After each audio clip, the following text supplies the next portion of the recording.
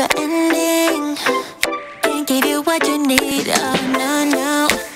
You're misbehaving, yeah, it's getting to me. It's never ending.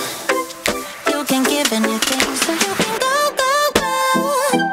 Go, go, go, go, go, yeah. So I can focus, I just need to focus on myself. Oh, you better go, go, go. Go, go, go, go, go, yeah. So I can focus, I just need to focus on myself. Yeah, so you can go, go, go. Go, go, go, go, go. So I can focus, I just need to focus on myself. Yeah, yeah, yeah. You better go, go, go. Go, go, go, go, go. So I can focus, I just need to focus on myself, baby, baby.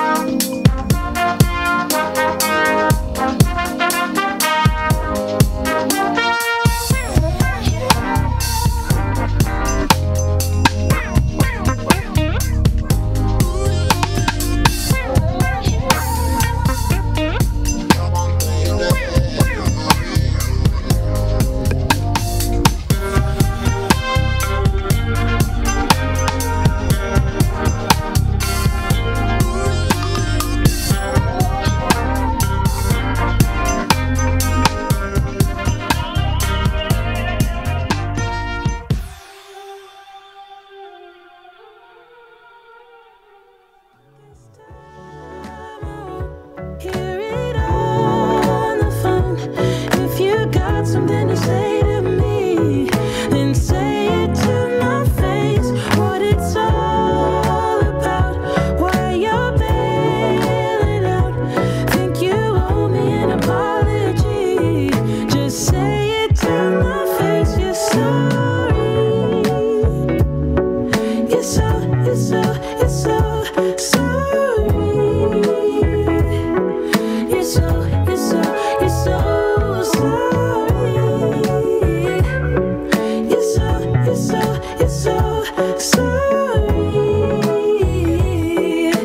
Say it to my face. You're so. And I quit my job for you, even quit some friends for you, 'cause you couldn't stand it, me all independent, so you had to have me for yourself. That was when I trusted you, when I could add up 2 and 2, when you promised we'd be together, you, me, forever. Now there's nothing left to lose. And though I understand it's hard sometimes to make up your mind in these trying times, yeah, I just can't accept you leaving me when I'm overseas with the heart so heavy. Think that I deserve the truth for once, not a guilty tone, 'cause you're not alone, yeah. You said you wanna come home, but I know you don't. So this time I won't hear it on the phone. If you got something to say to me, then say it to my face. What it's all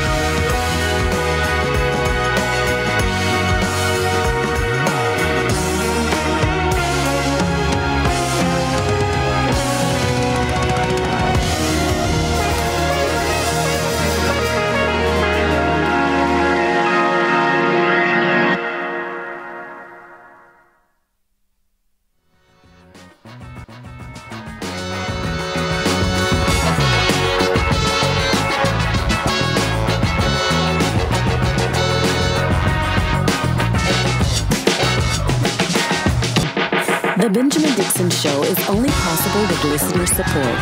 Go to www.patreon.com/The BPD Show.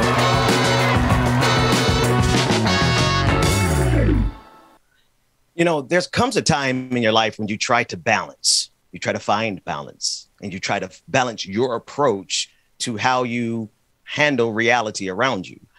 Many of us during the pandemic have had to find new ways of balancing our lives.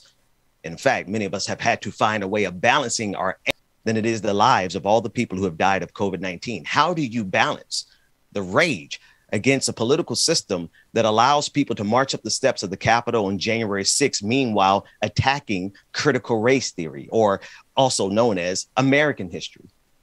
One of the most difficult things throughout this pandemic is how do you balance all of the rage and anxiety of what's going on around you with the fact that, well, you just got to keep living.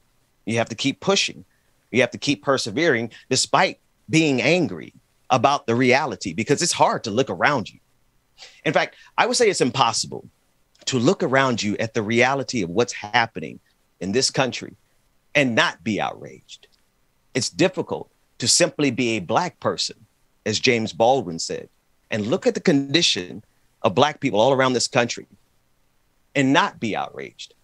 How do you balance rage along with everything else? I'm not sure that I have the exact answer for you, but for me, it's realizing that it's okay to be angry. It's okay to be upset. It's okay to, quite frankly, be outraged because of the absurdity of everything that we're seeing. I mean, let's be honest about it. This country is moving along as if nearly 850,000 people haven't died of COVID-19. In fact, we are having an outbreak almost as if we learned nothing over the last 3 years. In fact, we are being pushed back into our schools, teachers having to make decisions about whether or not they're going to feed their kids and teach, or risk losing their jobs and save their lives. That particular conundrum is playing itself out in Chicago right now. It's playing itself out all around the country. In fact, family members of mine have had to make that decision. And there are millions of teachers and parents and students across the country who have been forced back into schools. Meanwhile, it is the best of time that you could ever imagine if you're a corporation or a billionaire, millionaire. It's hard not to be upset. It's hard not to be upset, especially when you see people who are, honestly, let's just be real, they're not good people thriving. Seeing people who do harm to other people thriving. People who lie, cheat, steal, scam, thriving. Meanwhile, the people of good faith, the people who are simply trying to be right by other people, the people who are trying to do good things, the people who are not more interested in money than they are, the people who are doing good things, it seems as though, well, we're living hand to mouth, check to check, scratching and surviving, doing everything that we can to simply make it to the next day. When we look around us, some of the most horrific people we can imagine are sitting on the thrones of this nation, of this empire. How do you handle? How do the indigenous people handle looking at an empire built on their genocide and their bones, looking up at Mount Rushmore, seeing their sacred grounds taken and turned into a shrine for an empire that has done them the greatest injustice? How do Black people in this country struggle with the reality that it is a country that is more committed to white supremacy than voting rights, as evidenced by the fact that we simply cannot get past the filibuster to protect Black people and brown people and marginalized people voting rights in this country? Because let's be sure, those are the people who are under the attack. How do we manage and filter all this? I like to say we'll laugh our way through it. We'll do a lot of that. We will address the issue. But the fact of the matter is, you can't process it unless you are willing to confront it. We must be willing to confront everything that we see happening around us. We must not make any apologies. We cannot apologize for fighting for what's good as hard, if not harder, than they are fighting for bad. Why is it that we have to mince words when we're fighting for something good? Why is it that we we have to apologize for using bellicose language when they are literally sending people to their deaths. Why do the people of good faith have to be mild and timid, meek and mild? We don't have to. We can fight back. And that's what we're doing here every day at the Benjamin Dixon Morning Show. Good morning to everyone. It is January 11th, 2022. Welcome to the Benjamin Dixon Morning Show. We'll be joined momentarily by Georgia Fort on the clock. Like it or not, Rebecca Azor, she will be in at 9 o'clock. DJ Exclusive, the one and only, he will be in at 9 o'clock as well. I want to begin, as always, with what happened in Black history, courtesy of Dr. Carl Mack, who's not with us today. But hey, Google, what happened today in Black history? A successful businesswoman and civil rights activist. Moving to California, she opened a boarding house for gold miners and some of California's most prominent businessmen. Okay, we're going to try that again. I'm not as...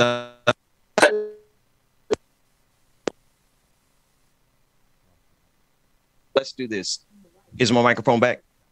Okay, microphone is back. We're going to try it again in a moment after this first story. So let's go with some unionizing. One of the number one things that I believe that we have to start doing as a way of fighting back.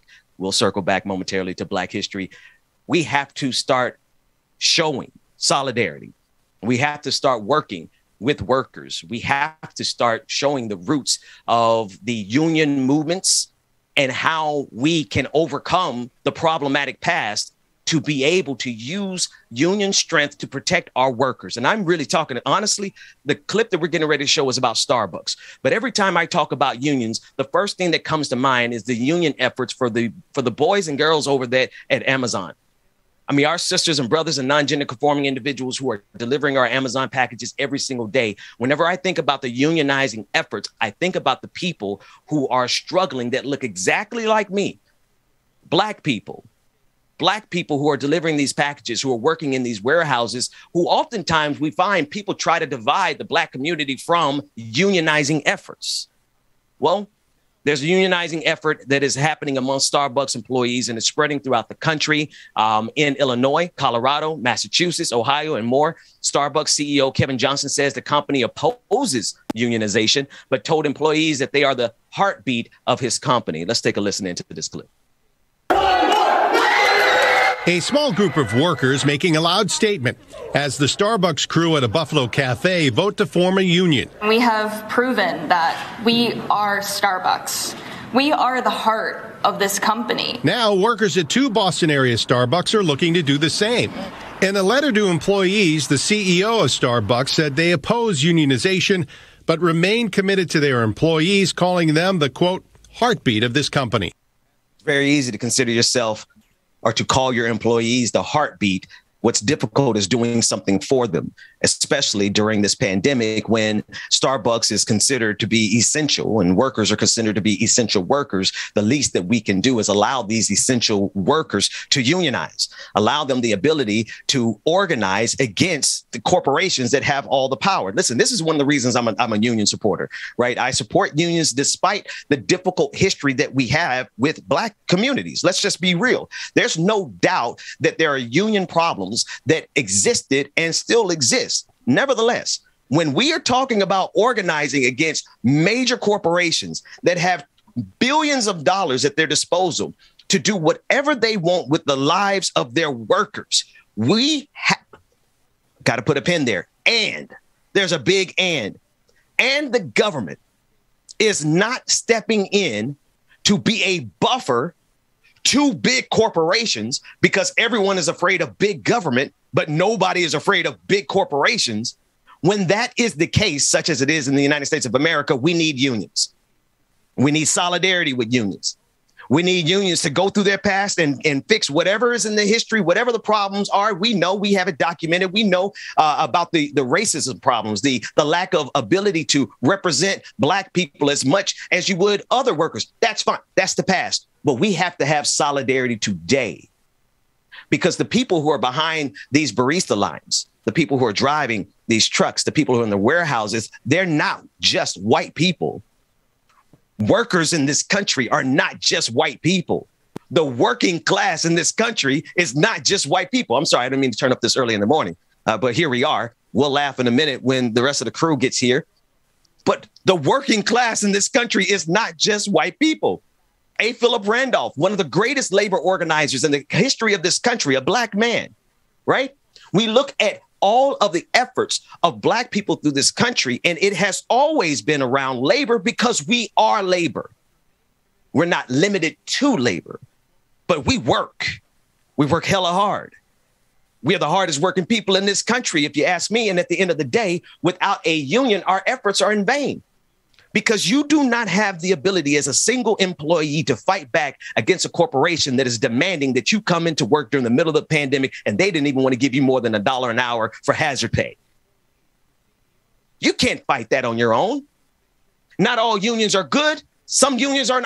I mean, come on, we have the police unions. Let's just be real. Like, this is not to valorize all unions. It is to say that workers, if we are not united, if we are not holding hands in solidarity with people who don't necessarily look like us, don't necessarily believe like us. They may not have any of the belief systems that we have. Matter of fact, some of them might not have the same political ideology that you have, but you know what they believe in?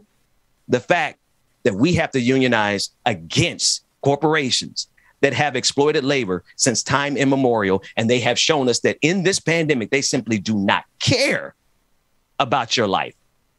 They don't care about your livelihood, let alone your life. They don't care what it takes. What they need is for you to show up to work. And how else can you show up to work unless your kids go to school? That's the other side of this equation. On the other side of this equation, the way they keep getting people to come to work for them is by forcing people back into the schools. And we talk about this all the time on this show. Throughout this pandemic, schools on the best of days, when the sun is shining and there's not a cloud in the sky and everyone is vaccinated, on the best of days, schools are still a petri dish for spreading germs and viruses. And yet every part of our political and economic system has insisted that you send your kids back to school. And you know why? Well, you can't go out and work with your kids at home. You can't go out and consume with your kids at home. You can't go out and spend all of your money that they need you to spend in order to hit their quarterly profit margins unless your kids are at school. And here we are in the middle of a pandemic. Sometimes it feels quite honestly like we're at the beginning of the pandemic, as if we have learned nothing. Speaking of the pandemic, Quebec, Canada, has a pretty novel idea that seems to be working really well. Quebec is requiring vaccine proof for liquor and for weed, for cannabis. Quebec announced that it will require a vaccine passport to enter all liquor stores and all cannabis stores starting January 18th. First dose, watch this. This is how effective the approach is. The first dose appointments for the COVID vaccine quadrupled from 1,500 a day to 6,000 a day just hours after the announcement. Sounds like there might be something there that works. Let's take a listen to this clip. Starting January 18th, Quebec will require a vaccine passport to enter all liquor and cannabis stores in an effort to keep Omicron from spreading. First dose appointments have now increased from 1,500 per day to 6,000. Okay, America, let's get to work, right? Let's do what's necessary. I mean, this is innovative, this is smart, it makes sense, and it's effective. Do it here in the United States of America. But you know why they won't do it here in the United States of America? Because if there is a bastion of hope on the face of this planet for the greedy vulture capitalists, it is the United States of America. It is a city that shineth on the hill for the greedy bastards who would sit there and watch you die and your children die of COVID-19 just so that they can get a quarterly profit margin. So you can't do that kind of stuff just anywhere around the globe. You can't exploit people who are struggling with cancer and diabetes with a for-profit healthcare center. That doesn't just happen anywhere in the world, right? You can't just exploit people for student loan debt. That just doesn't happen everywhere around the world. And you can't simply get away with shoving your people back to work despite being in a plague, in a once-in-a-century plague. You can't get away with that everywhere in the world. You know where you can get away with that? The United States of America. And you know why? Because the United States of America is more committed to the profit margins of our oligarchs than they are your life. But one thing good about this is the way that it has divided the Republican Party, because they really did not expect, nor did I, to be quite honest with you, Donald Trump to do the right thing for once in his life. For once in his useful life, Donald Trump has done the right thing, and he's come down on the side of the vaccine. He doesn't get any cookies from us, but he does get quite a bit of hatred from his former supporters, one of them being Greg Locke, who I cover on the show pretty regularly because he is a false prophet. He is a man who preaches as if he represents the kingdom of God, and he is closer to the Antichrist than he is a Christian. Anyway, he's turned on Donald Trump, who, by the way, is the only reason this pastor has any credibility, any notoriety. It's because he rode on the coattails of Donald Trump.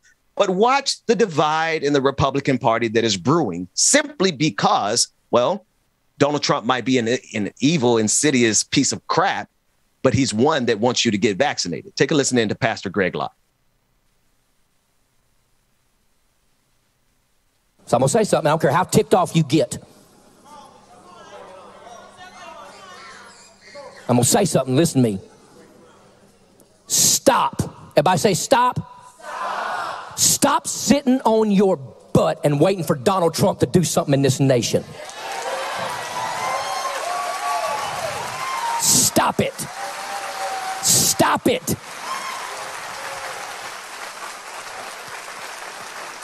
He gave the evangelicals a mighty voice, and I'm glad. Whether he runs or not is on him, not on me. But I'm sick of Trump worship in this church. You hear me? Let me tell you something. He was lied to, and he knows it. And his arrogance won't let him change his mind. I'm telling you right now, on the authority of the Bible, if Donald Trump does not get out in front of this vaccine nonsense, he is going to lose his voter base in the next coming election. I'm telling you, it's going to happen. It's going to happen. I don't care how mad. Don't come back. I don't care. If you come here because I like Trump, you're in the wrong house anyhow. You better come here because I love Jesus. I ain't playing these games. He needs to quit pushing this mess, because the greatest president that we've ever known is going to be blamed for more deaths than we've ever seen, and his arrogance won't let him see it. I'm at a loss here, folks. I'm at a loss because Donald Trump is not wild enough for them. Donald Trump is not insane enough for them. Donald Trump, run this man in B-roll for me, Dwayne, because I need people to see. Here's a man, Greg Locke, who made his entire career off of Donald Trump. Fine, cool. A lot of people did that. But now he's attacking Donald Trump because Donald Trump supports the vaccine. And then he wraps it even further in even more biblical language, trying to make people feel as if now the proper thing to do is to reject Trump, not because Trump is a bigot, not because Trump is a fascist. Don't abandon Trump because he is attacked every woman's right to choose in this country by his judicial picks. Never mind all the things that Donald Trump has done. The reason you should turn on Donald Trump is because he supports the vaccine. The one thing that Donald Trump has done correctly, this infidel says that you need to turn on him because he did the one thing right. And he preaches it from the pulpit as though he is ordained by God and he is on the right side of justice. That's the thing. These folks are running around this country as if they are on the right side of history, as if they're on the right side of the moral arc of the universe. And this dovetails back to what I was saying at the beginning, which is when you see evil people prospering, especially when you see them prospering and they're prospering in the name of God, you have to sit back and wonder, now, wait a minute. Something's not right in the universe. There's a gross injustice when the people who are on the throne of this country are the people who really just don't give a damn whether you live or die of COVID-19. They will lie to you with a straight face, and they will say it in the name of Jesus.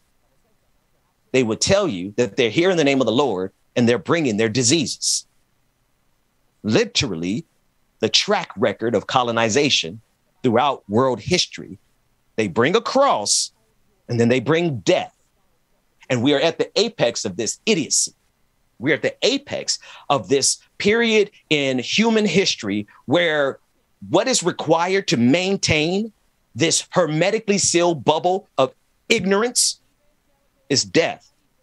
Because for you to be in this club, for you to get into this man's church, not only should you not get the vaccine, there's a whole nother sermon where he preached, don't come in there with a mask. So now you're going into his sanctuary without a mask and without a vaccine. And I promise you, he's not the only one driving around the South on any given Sunday. You see these churches are jam packed and not nary a mask to be seen. And based on their belief system, probably not a vaccine to be seen.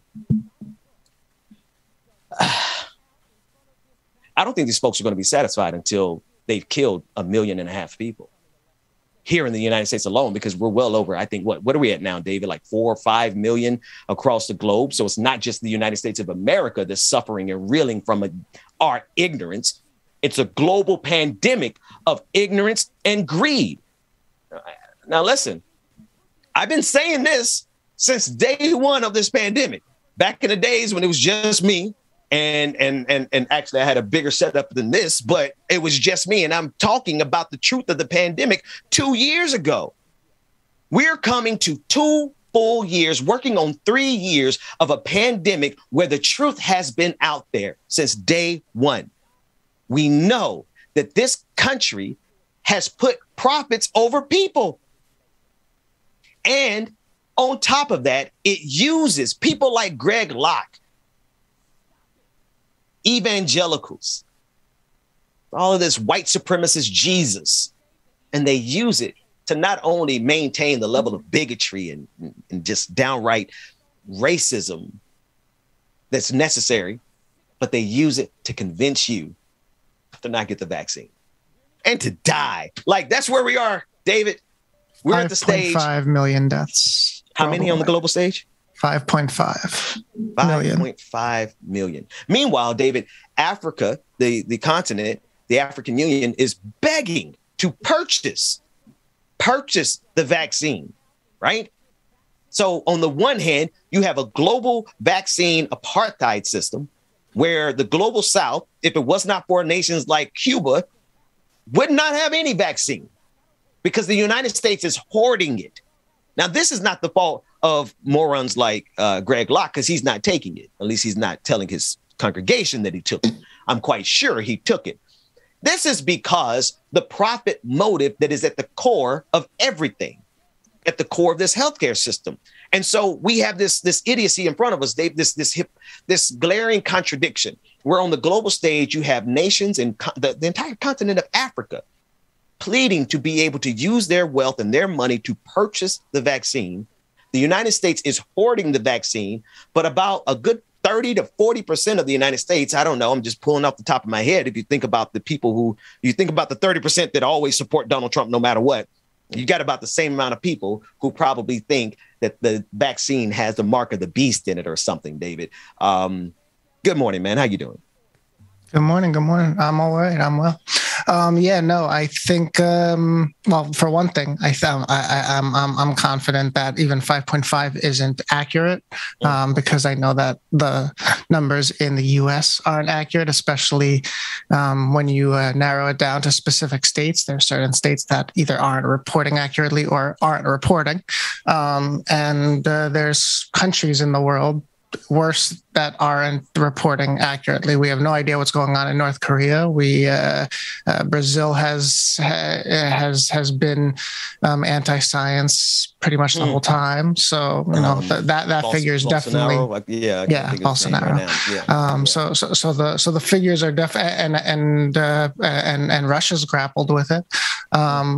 So the figures are definitely, and even Iran too, the Middle East. The figures are not accurate. And this is pulling from Google, so they're pulling from the official sources and not probably counting in, the margin and whatnot. But I think that just when we thought that things might, that the final wave was. Yeah, we thought we were almost there, man. We were almost there. It's definitely going to be endemic, but I don't know when it's going to be endemic because right. We just are letting this thing just continue to evolve, and it's not going to stop. After variant after variant after variant, because we refuse to slow down just one. Like, here's the thing, and we're going to go to a quick break. On the Clock is coming up next, and at 9 o'clock, Rebecca Zora is joining us as well for Like It or Not. One of the things that frustrates me about this, David, is that the billionaires have made the biggest profits they've ever seen throughout the pandemic. Okay, fine. That's a normal thing. Had they just allowed, and I say they, the billionaires, because they're the ones who prevented us from staying on lockdown more than like a day. I think we locked down for a week in this country. Had they allowed us, because they're the ones in charge, not our politicians.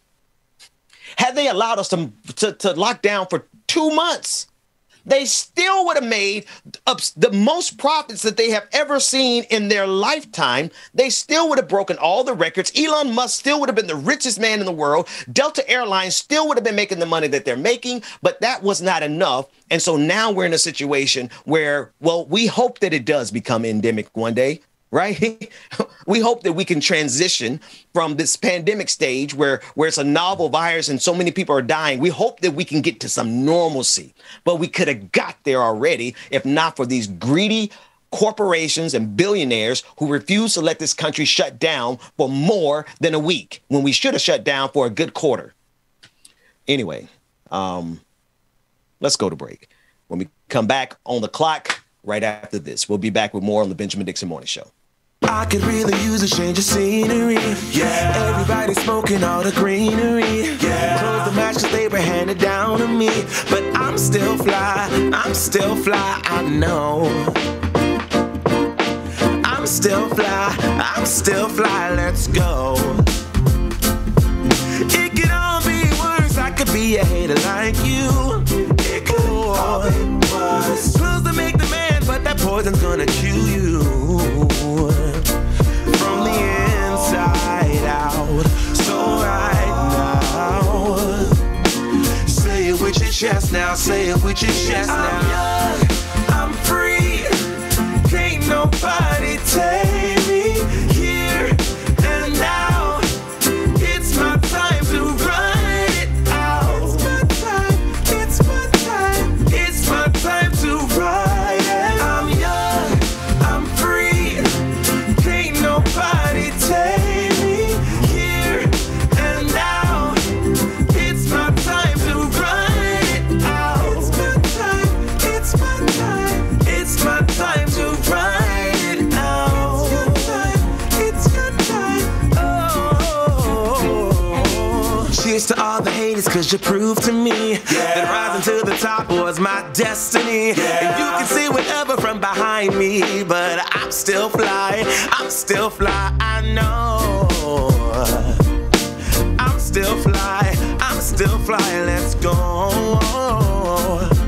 It could all be worse, I could be a hater like you. It could all be worse. Clothes to make the man, but that poison's gonna kill you. From the inside out, it's time to say it with your chest now, say it with your chest now. I'm young, I'm free, can't nobody take me here and now. It's my time to run it out. It's my time, it's my time to ride it. I'm young, I'm free, can't nobody take me here and now. It's my time to run it out. It's my time, it's my time to ride it out.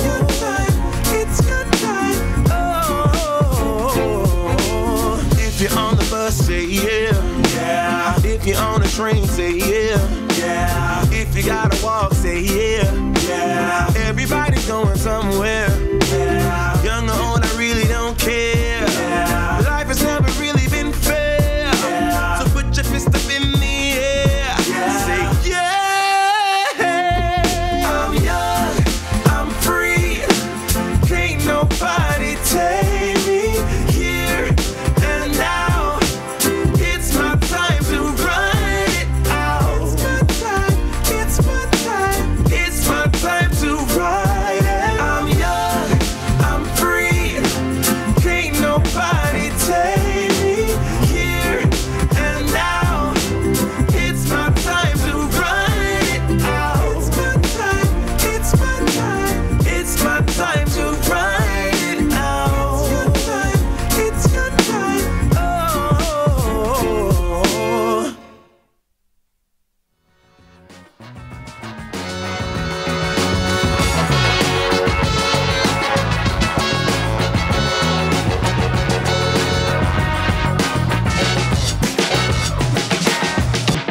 The Benjamin Dixon Show is only possible with listener support. Go to www.patreon.com/The BPD Show.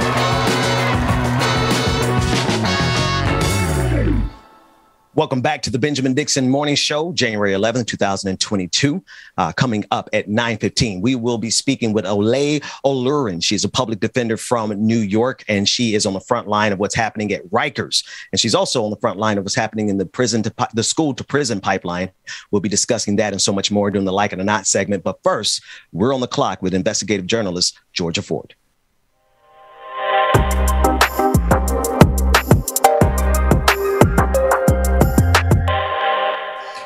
This morning, we take a look at equity in education.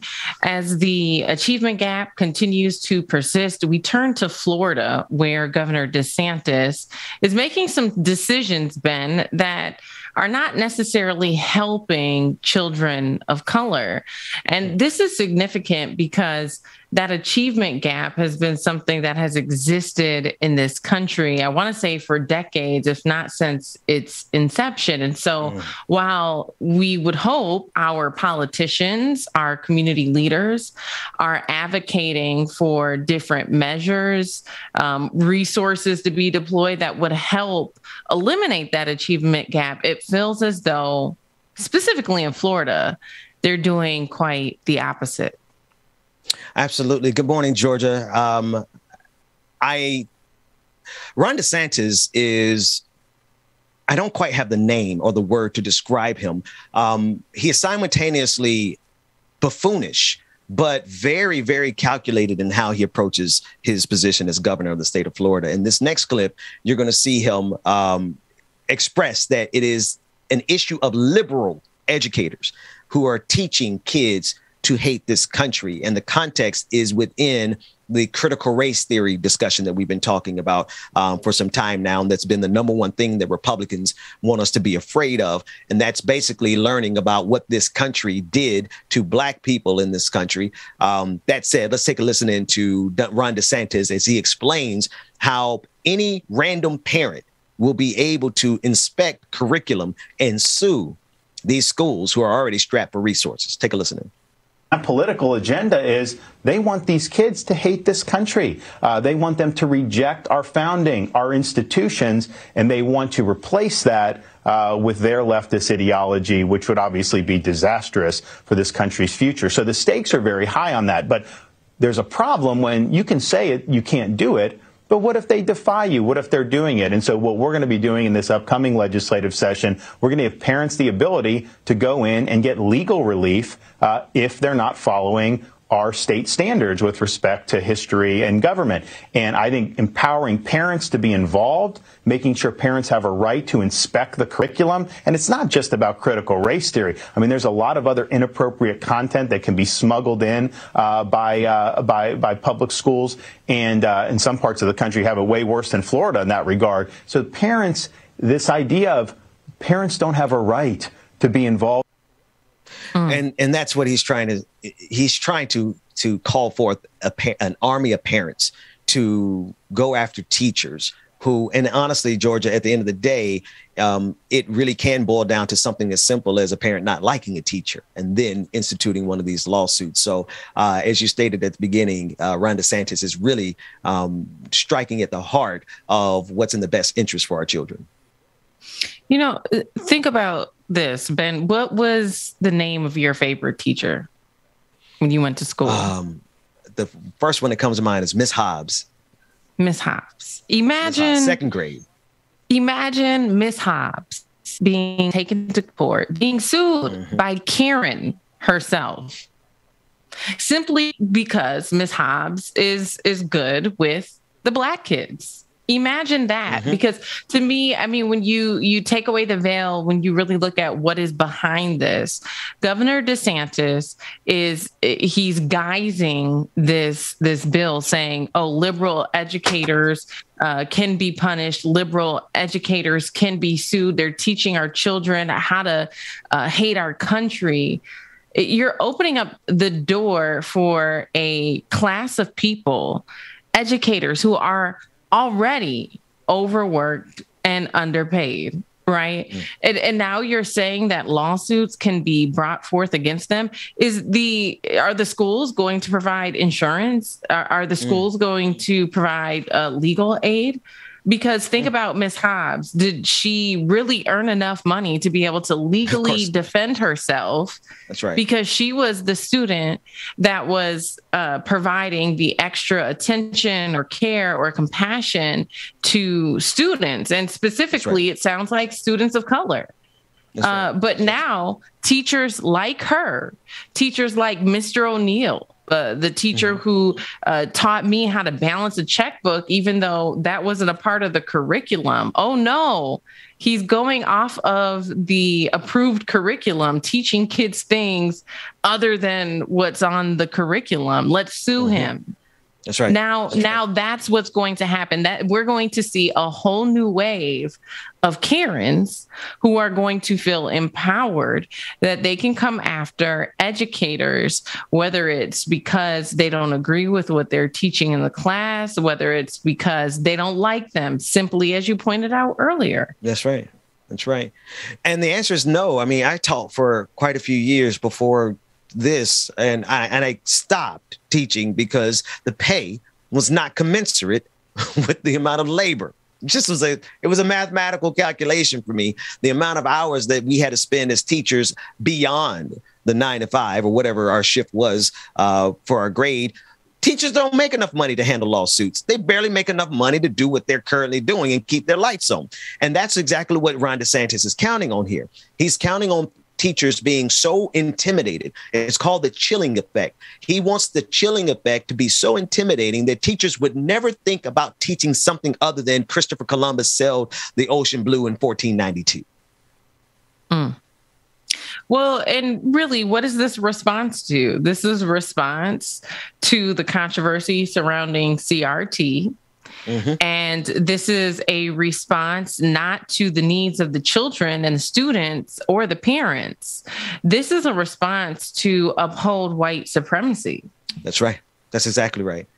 That's exactly right. And what they're going to be able to do is to tie this bigotry to whatever other ignorant thing they need to accomplish, right? They're going to tie this attack against critical race theory to attacking mask mandates. The same people who show up at the school board meetings and yelling into the microphone about mask mandates and about the vaccine not happening or coming to the schools, those are the same people who are going to show up to the classrooms and to sue these parents, because they're all the same group of people who don't listen to reason and logic, but they instead listen to this oath and listen to the bigotry that's necessary to protect, like you said, white supremacy in this country. You know, but we shouldn't be surprised. DeSantis is the same governor who was selling merchandise on his website mocking the pandemic. DeSantis has also had a number of other bills that he has pushed forward that have not resulted in equitable outcomes for communities of color. So we shouldn't be surprised. But, you know, what we should take note of is the caucasity that he has to attack our educators and to try to coin some of them as liberal and to now take this divide that we've seen across our nation to take this divide even further and deeper into our school systems. What we need to be worried about is deploying resources so that our children are getting adequate education. What we need to be worried about in our school systems is making sure that we are combating the achievement gap.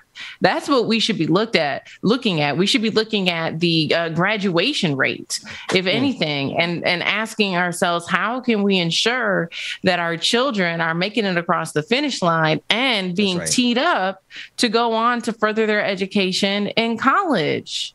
I mean, if we have the resources to sit here and come up with legislation to allow our educators to be sued, then damn it, I think we should have some resources to start putting towards tuition for that first year of college.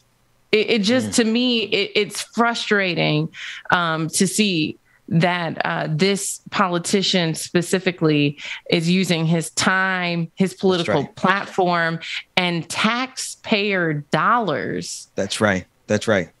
To do this. Yeah. But, that's just my thought on this. Ben, do we have the number for call-ins this morning? I'd love to hear what our audience is thinking, especially if you're a parent. What has your experience been in the school systems?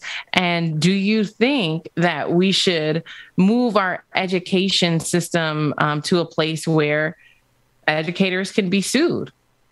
Yeah, absolutely. The phone line is 301-715-8592. Again, 301-715-8592 if you want to join the conversation. In Georgia, my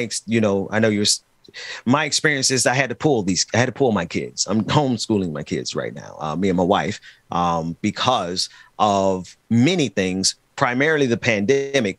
But now as I sit back and I look at what has happened in the last 2 years of this pandemic, I really do look at it in terms of, why did I let this school system educate my children in the first place? Now, I know the answer is it's public school, it's free, and it's all those things. We couldn't afford private school. It's convenient. Mm-hmm. It's all of those things. But sitting on this side of the pandemic and looking at how they treated teachers, how they treated our kids, and now how they're treating just education itself. They are literally trying to rewrite history here and keep our history from being told. So we would love to hear from you in the audience. 301-715-8592. Georgia, how is schooling going for you through the pandemic and this entire process for you? Well, we only have one child that's school age. The other two are still preschool. But my 13-year-old, she is dealing with, I think, the typical things that 13-year-olds deal with socially. But from an education standpoint, there has been incidences here, and we've talked about this on the show, where a lot of the schools have had to be confronted with the use of the N-word and other racist acts by students. And so, she's dealt with that within her school, and we've had to have conversations surrounding that and how to appropriately respond to something like that, even if it means maybe not doing the typical thing that teachers would want you to do, but standing up for yourself. That's right. And the reality is I never expected public schools to teach my children about their Blackness. That's right. I never expected the schools to give my children the books that were given to me, because the books that were given to me, I had a teacher who handed me some books and was like, if you want to read these, you definitely should. And one of them was The Triangular Trade, which talked about how slaves were traded in this country. And that's not something that you're ever taught in public curriculum, but it was very informative and it was based on facts.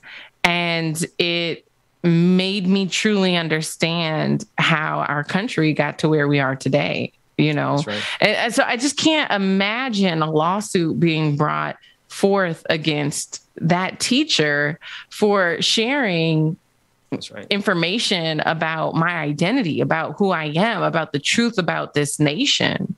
And so again, for those of you interested in chiming in, do you think we should move to a place where teachers can be sued if parents feel like educators are being too liberal? We'd love to hear from you. We have 4 callers. All right. Who do we have up first? Caller, you are live on the air. Give us your name and your comment and your question.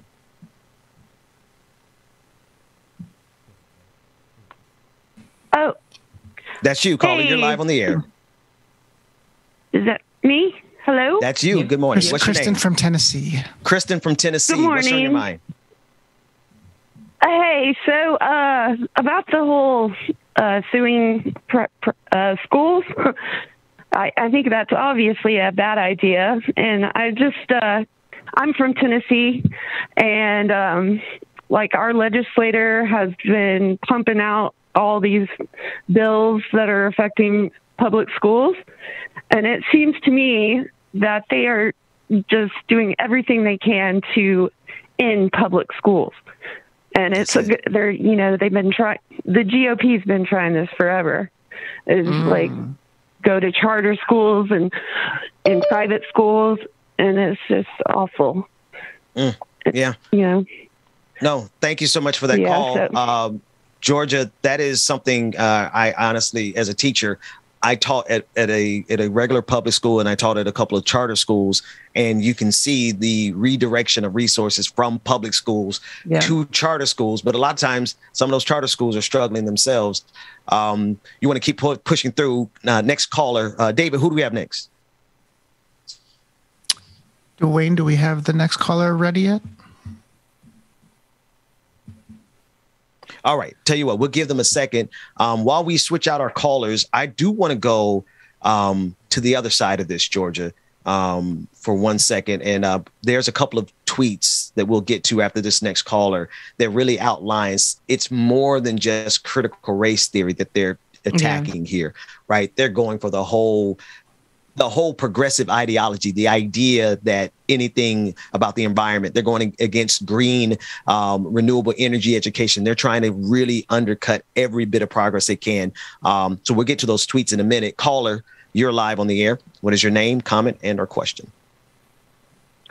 Honored to be on the show with you, Ben. My name is Rob, calling from D.C.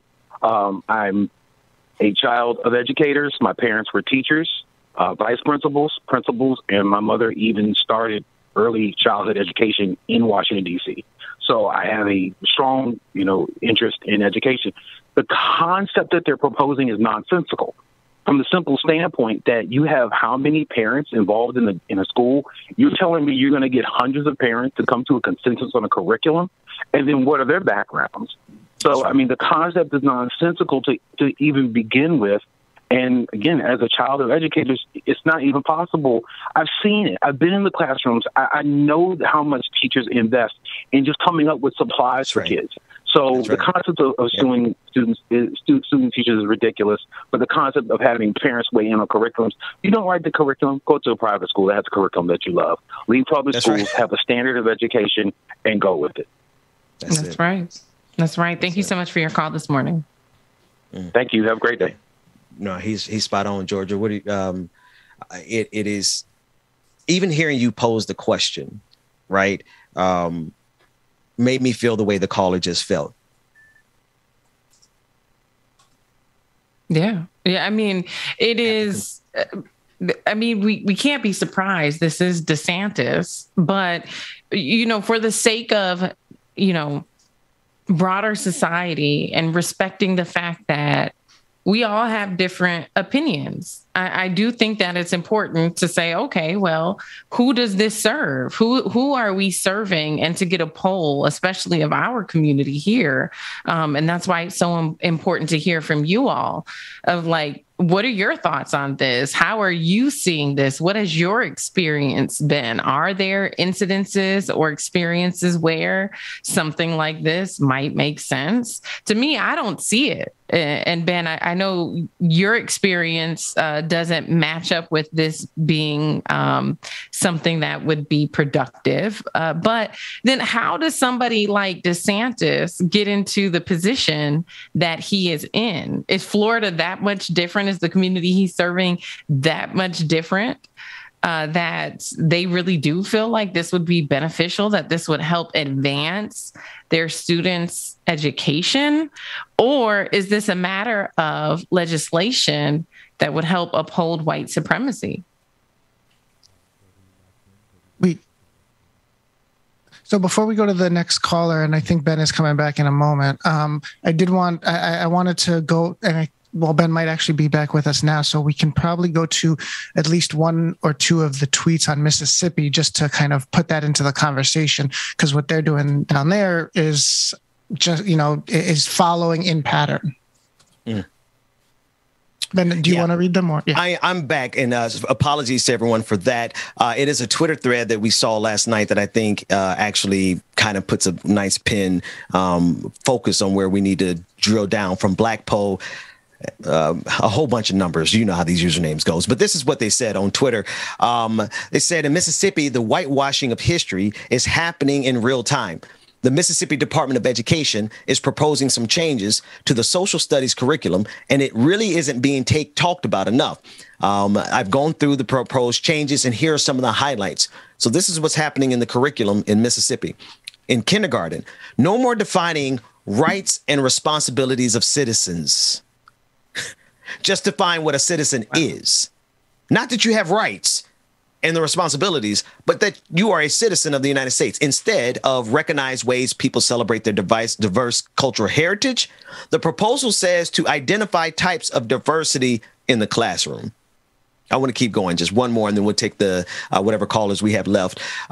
They said, explain why rules, more added objectives. Explain why rules should be followed. Recognize that leaders and authority figures establish rules to provide order, security, and safety. Explain that money is earned through work.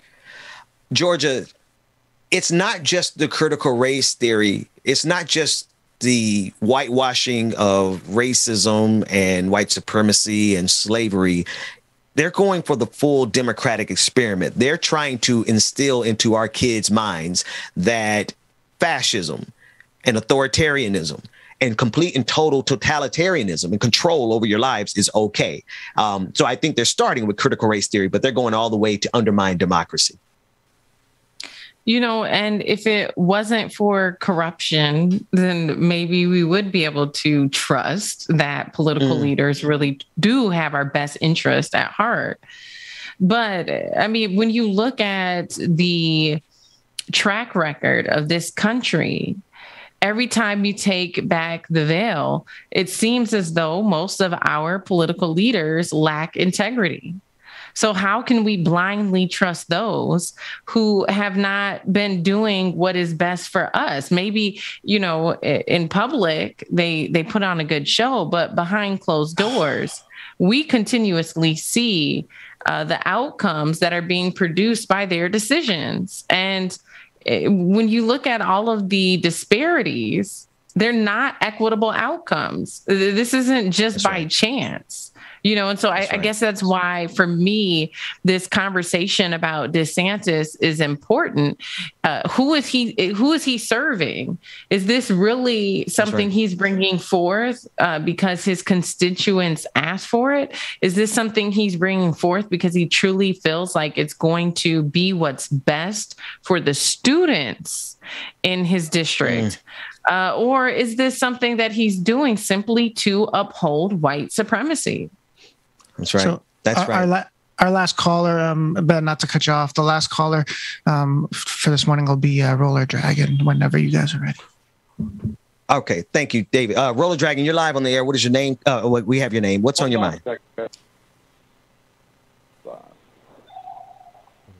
Okay. Well, it looks like the headphones aren't going to work.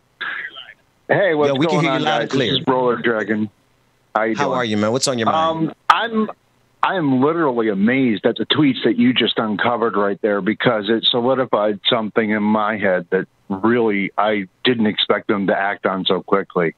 The Republican Party and the right and the fascistic evangelical party have realized something.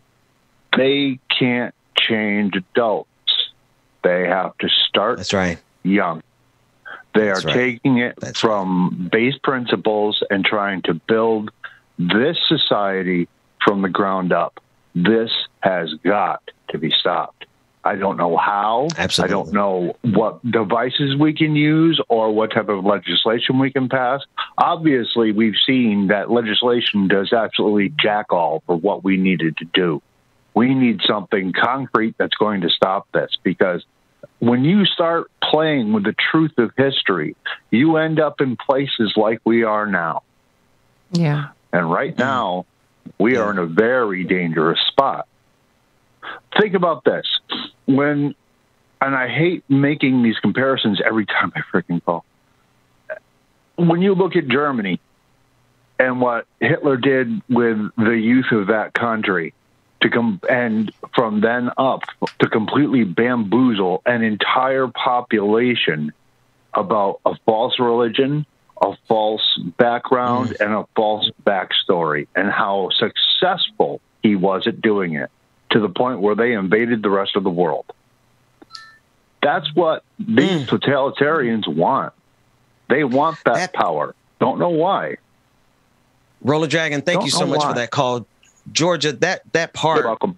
That part that he just, thanks so much, man. That part that you just said, that he just said about building something on a false religion, false backstory. That's the thing. History is backstory, Georgia, and they are trying to change the backstory so that there'll be a brand new generation of people who are brought up on the lies of their false backstory, of the false history, and they are trained and groomed to be good little citizens in their totalitarian society. That's what they want. Georgia, it's in your hands. You know, and even that by itself, it feels, although, you know, when you think about the saying, history repeats itself. I mean, they've already tried to do this. When I took American history in high school, there was a very, very short section on slavery, and the information that the public schools did share with us about slavery was grossly inaccurate. I mean, they tried to teach us that slaves typically were not beaten because they were considered assets. They were considered pieces of property. That's right. And so and if you wouldn't want to damage your property was the argument. Exactly. Yeah. And, you know, I remember I was a straight A student. I graduated top 20% of my class. But one day when I did get in trouble, it was the day that came up in American history. And I was outraged and ended up walking out of class and almost got kicked out of AP English because I wasn't having it. It was a lie, you know? And so the reality of it is, if you look at who created that textbook, who authored that textbook, who is trying to put forth this narrative, it was a white man in that instance.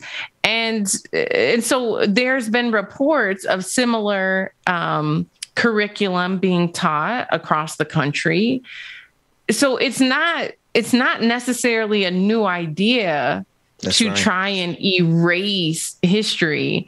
But what I do think, Ben, is that generation who was taught that watered down version of slavery, right? We're grown now and they see it didn't work. That's right. And so now they have to do a more effective job. They have to wash it again.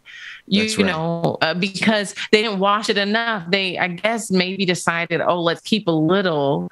Let's try to give them just, you know, a small. But now it feels like they're trying to remove everything that would give any historical context about what happened to Black people in this country. And if you ask me, because if there's any evidence that Black people in this country deserve reparations, well, then eventually somebody has to pay that bill eventually.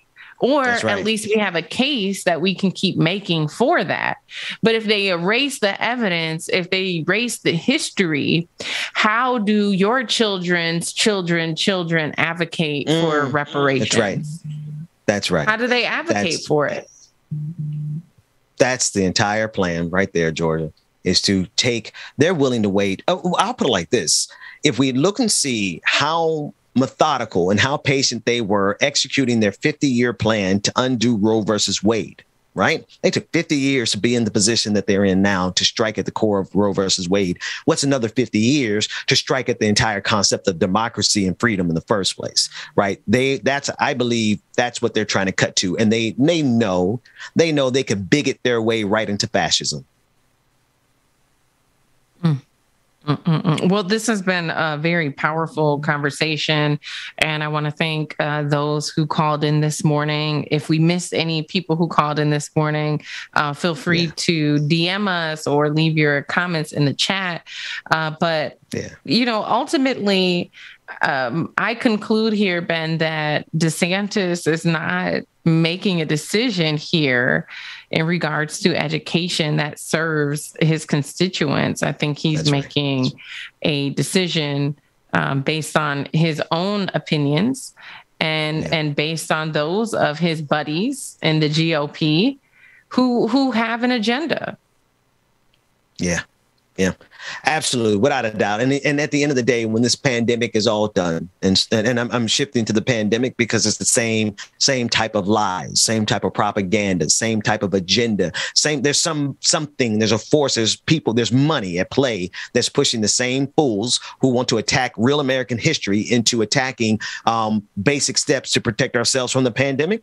I believe at the end of all this, we're going to see the invisible hand that has been at play, making sure that these Republican governors like Ron DeSantis do everything they can to maximize the number of deaths from COVID-19 while they simultaneously attack critical race theory.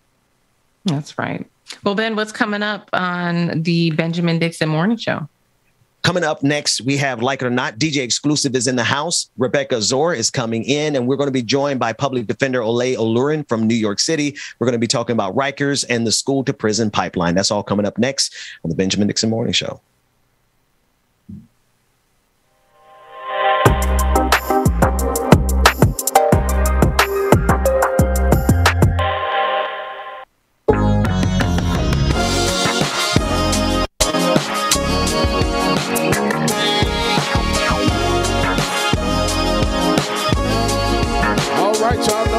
Y'all know the sound. Good morning, everybody. It's your boy, Van Williams, DJ Scholl. Good morning. Good morning, y'all. I'm not sure I understand it, but everything seems brighter now than before. I don't know why I feel this way, but every time I hear your name, all my worries disappear, yeah. It's all because of you. I feel the way I do. You make my dreams come true, yeah. It's all because of you, because of you. And I don't fall in love so easily, 'cause I don't wear my heart up on my sleeve. Everybody, here I am, here I go. I missed y'all too. I don't know if you feel the same, but every time I hear your name, make sure y'all stay tuned. My worries disappear. It's all because shout out to everybody in our chat rooms wherever you are streaming from this morning. I feel the way I do.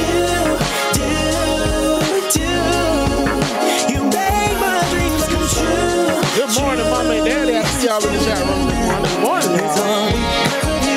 Shout out to Georgia Boy. Because of you.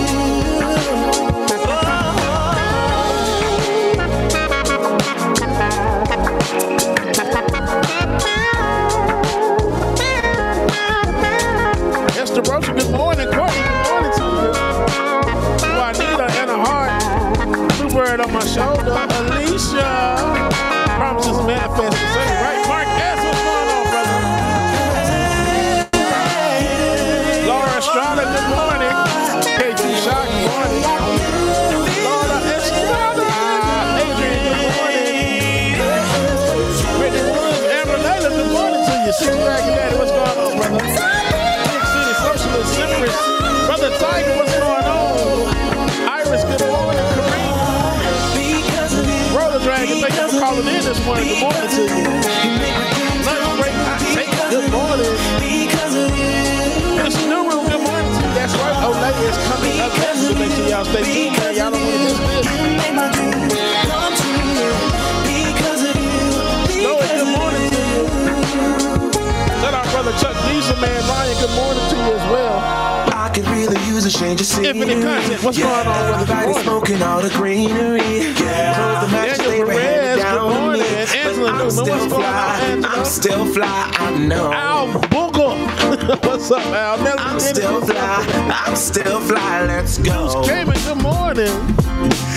Iris Jones, Demon Yama Mama, Stu Dragon, good morning. Pills to make the man, but that poison's gonna kill you. From the inside. Party lady, good morning to you. Right now, chest now. Say it with your chest now. I'm free. Iris Jones, you got this, sister. Iris Jones, you got this. Here and now, it's my time to run it out. Brother Bryce, what's going on? Angela Newman, I heart you too. I'm free. Can't nobody take me. Here and now, it's my time to run it out. It's my time. It's my time to run it out. It's your time. Oh. Cheers to all the haters, cause you proved to me that rising to the top was my destiny. And you can see whatever from behind me, but I'm still Shout out Brother Latif in the building. Good morning, brother. I'm still Shout out Benjamin Dixon. We had that man phone buzzing and going the hell off while he's trying to talk on the show. I bought me a wheel like you big head ass. Good morning, Brother B. Who's to make the man, but that boy that's gonna kill you. Benny Epson, good morning to you. From the inside out, it's time to say it with your chest now. Say it with your chest now. I'm young, I'm free. Can't nobody take me here. And a heart. Good morning, now. It's my time to run it out. Brother, go cool. It's my time to run it. I'm young, I'm free. Can't nobody take me here and now. It's my time to run it out. Brother Tyler, good morning, Tyler. It's my time to Levi, good morning. It's your time. Oh. If you're on the bus, say yeah. Yeah. If you're on the train, say yeah. Yeah. If you got a what's going on, oh hippie? Yeah. Everybody's going somewhere. Yeah. Young or old, I really don't care. Yeah. Life has never really been fair. Brother Bryce, we praying for you, bro. We got you, man. Brother Bryce, y'all. I'm young, I'm free. Can't nobody take me here and now. It's my time to run it out. It's my time. It's my time to ride it. I'm young, I'm free. Can't nobody take me here and now. It's my time to run it out. It's my time to ride it out. Good morning to you. It's your time. Oh.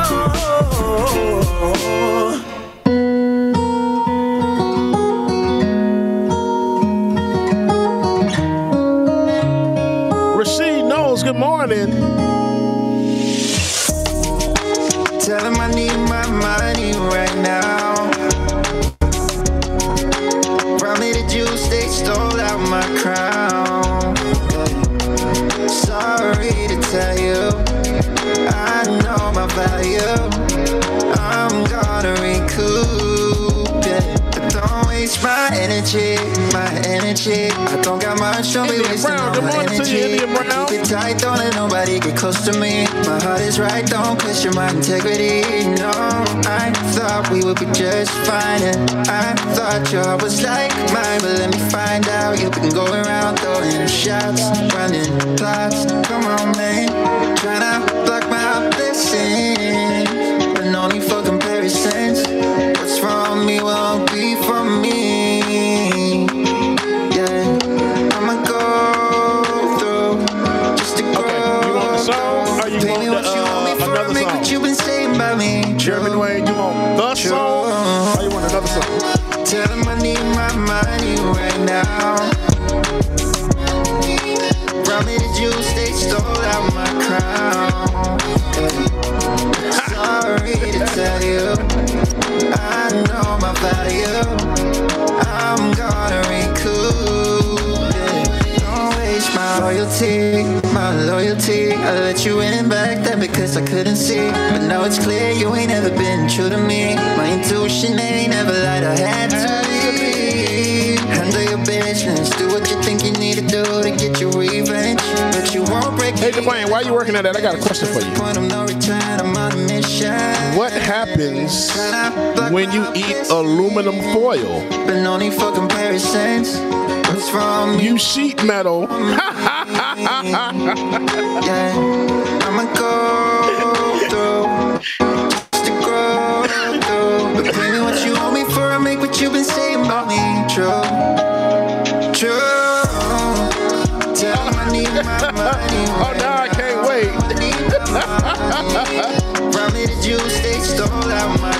Okay. Y'all know what time it is. Let me go ahead and play this song, because now I'm ready to see what Rebecca got on. Because it's going crazy in the background, y'all. I don't know what Rebecca got on. Now I got to wait and see. Elizabeth Lungs, good morning. Shelby Hall, Industrial Arts, what's going on? Good morning. Q, you might want to turn on the show for this one. We about to see what Rebecca got on. She over here doing the damn thing. We about to see. Y'all know what time it is, man. It's time. Y'all know what time it is. Good morning. For the sleeves. Get your coffee, your tea, your drink, whatever it is you need. It's time for my government show. 9 a.m. to 10:30, yeah. Like it or not, is on your channel. Good morning, brother. Politics and culture, it's we change skin like we're supposed to, yeah. Interviews and all the news, we get to choose what gets the views. Like it or not, with Queen Azul, get started now, so stick around. Like it or not, it's going down. Like it or not, y'all stick around.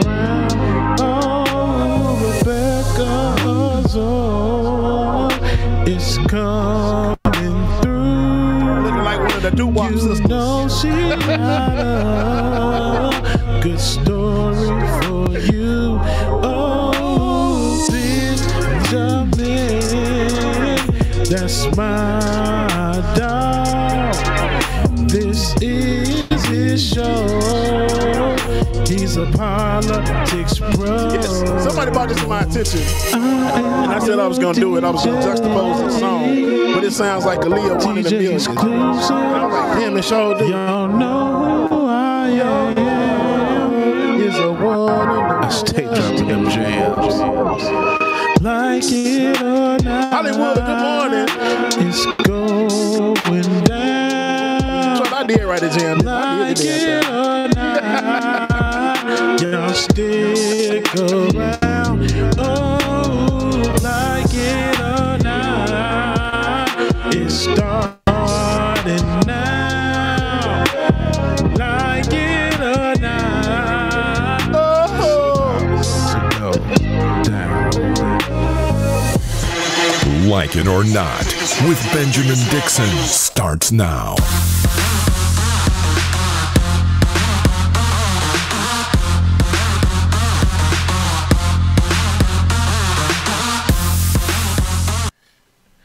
Good morning, good morning, good morning, people. Girl, you got money. Good morning. Bitch, for the awards. Got money. Good morning. Sorry, I just got a notification that my credit score went up 10 points. My bad. Sorry, I had to take everybody else off the screen so that we could see Rebecca in all her glory. Right.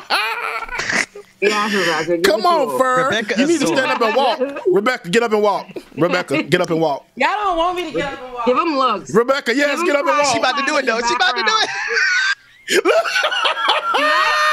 You better strut, girl. Frederick, give me my coffee, Frederick. Look like a rich white woman. Listen. Okay. All right. Let's skip the formalities. Welcome to Like It or Not. Free to tell the truth. Rebecca and Azor not just care won. Who doesn't like it? Hey, Olay. I was going to cut you off to let everybody know that and then obviously we have our sister Olay Olurin on the show on the screen. Olay, thank you so much for joining us. I do want to get to some serious stuff about Rikers and all the important stuff that we talk about, but our sis came on the show with a whole fur because she won last night. Rebecca, give me the title of the award that you won, and congratulations, sister. Give it in the chat room. Put some claps up, some lions up. Wait a minute. Sister Wait a minute. Uh-oh. I just realized what was coming. It was so delayed, but it was necessary. But I just want to thank The Academy. I just want to thank you guys for making me the Digital Haitian Creative Podcast of the Year award winner for 2021 for Haitians Who Blog, which is a big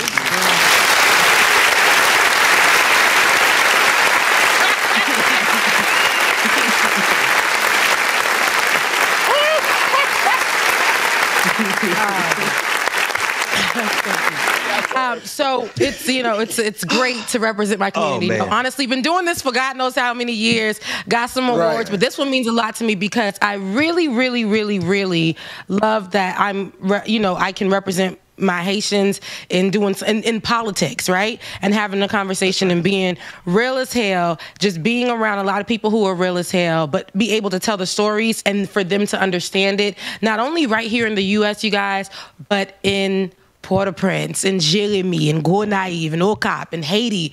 And those people will contact me all the time, sending me voice notes on the Facebook, okay? I don't understand, you know what I'm saying? But they'll contact me all the time and tell me how much I'm a voice for them. They'll contact me on Instagram and they'll send me DMs and let me know.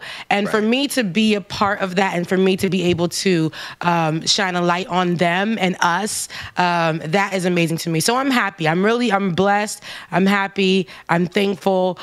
And I just want to thank you guys, the supporters, because if it wasn't for you out there really voting for me, I really love you guys. I love all of you guys who love me back. I love you guys right here on our family, on our show. I love best friend to the show, Olay. Thank you so much. I love all y'all for real. I love y'all though. Olay, congratulations, sister. Thank you. I want to, Rebecca, listen, I actually want to, I want to thank the audience too, because y'all really, I love being able to see our team supported by our audience. That to me is a beautiful thing. So thank you all. They came out in the heat of the night. Okay, I was just like, guys, can you vote for me? They was like, hell yeah, Rebecca. Let me tell you, you're the best to ever do it. Rebecca, we gonna vote. I'm like, I put my girl on my story too. I told him to Olay did. But Olay is a celebrity. So celebrity. Right. So when she posts, it's like, what's up? Make sure you vote for my girl. And they all like, you know her? Yes, I know her. Never met her in the physical, but that is my best friend in this whole world right now. That's my girl. I was first to comment. I told Rebecca when I was like, hey, Dwayne, if you want, you can just take me you can take me and Bubba off the screen if you want. Seriously, Olay, when I come to New York, I've told you already, we're going to hit the streets and something sexy and go have some good drinks and go out. Yes, that's exactly what we're going to do. That's exactly what we're going to do. So, Olay, there's a whole lot that is happening, and I don't want to necessarily direct the conversation completely. I want you guys to be free and talk about. I'll tell y'all how I got here, and then that's how it started. That I messaged Ben. Yeah, okay. Yeah, no, it was. Go ahead. I spend my every day being an outraged, educated Black person, right? Just every day trying to learn more and being more upset. So over the holidays, I didn't even go home. So I'm reading them, reviewing discovery on my cases. So I get this case I'm reviewing. It's like a teenage kid accused of having a fight at school, like a school fight. I'm like, why is this in front of me? Why is this in criminal court? I look at it, I'm like, this is just a regular children having a fight. So then from there, doing my research, I review the high school. I look up the high school, and it's like a high school now highly populated by Black and people of color, right? Like Black and Latino people present day. But when I go in the archives and I start looking at the articles and everything that's pinned to the Wikipedia page about it, I'm finding that this is a school that's an all-white school in like 1915, right? This is a very, very white school. And by like the 1960s, they start introducing Black people in the school, and all hell breaks loose, right? All the articles in the New York Times are white students getting guns, confronting them, fighting them, scaring them off, doing things like this for tens and tens of years, right? This goes on for a while. And, every New York Times article at one point in time, a Black kid is even shot at the school by these white students, right? Literally shoot him. And, and the articles in the New York Times are like, oh, Negroes upset or Negroes confronted. You know what I mean? The articles are all framed around the response to the Black students being upset. And I start looking, right? And I'm like, so for tens and tens of years, this is an extremely white school. And once Black students are introduced even into the school, into the neighborhood, they're forced to deal with all kind of violence at the school. The school's been like this. This is what they're dealing with.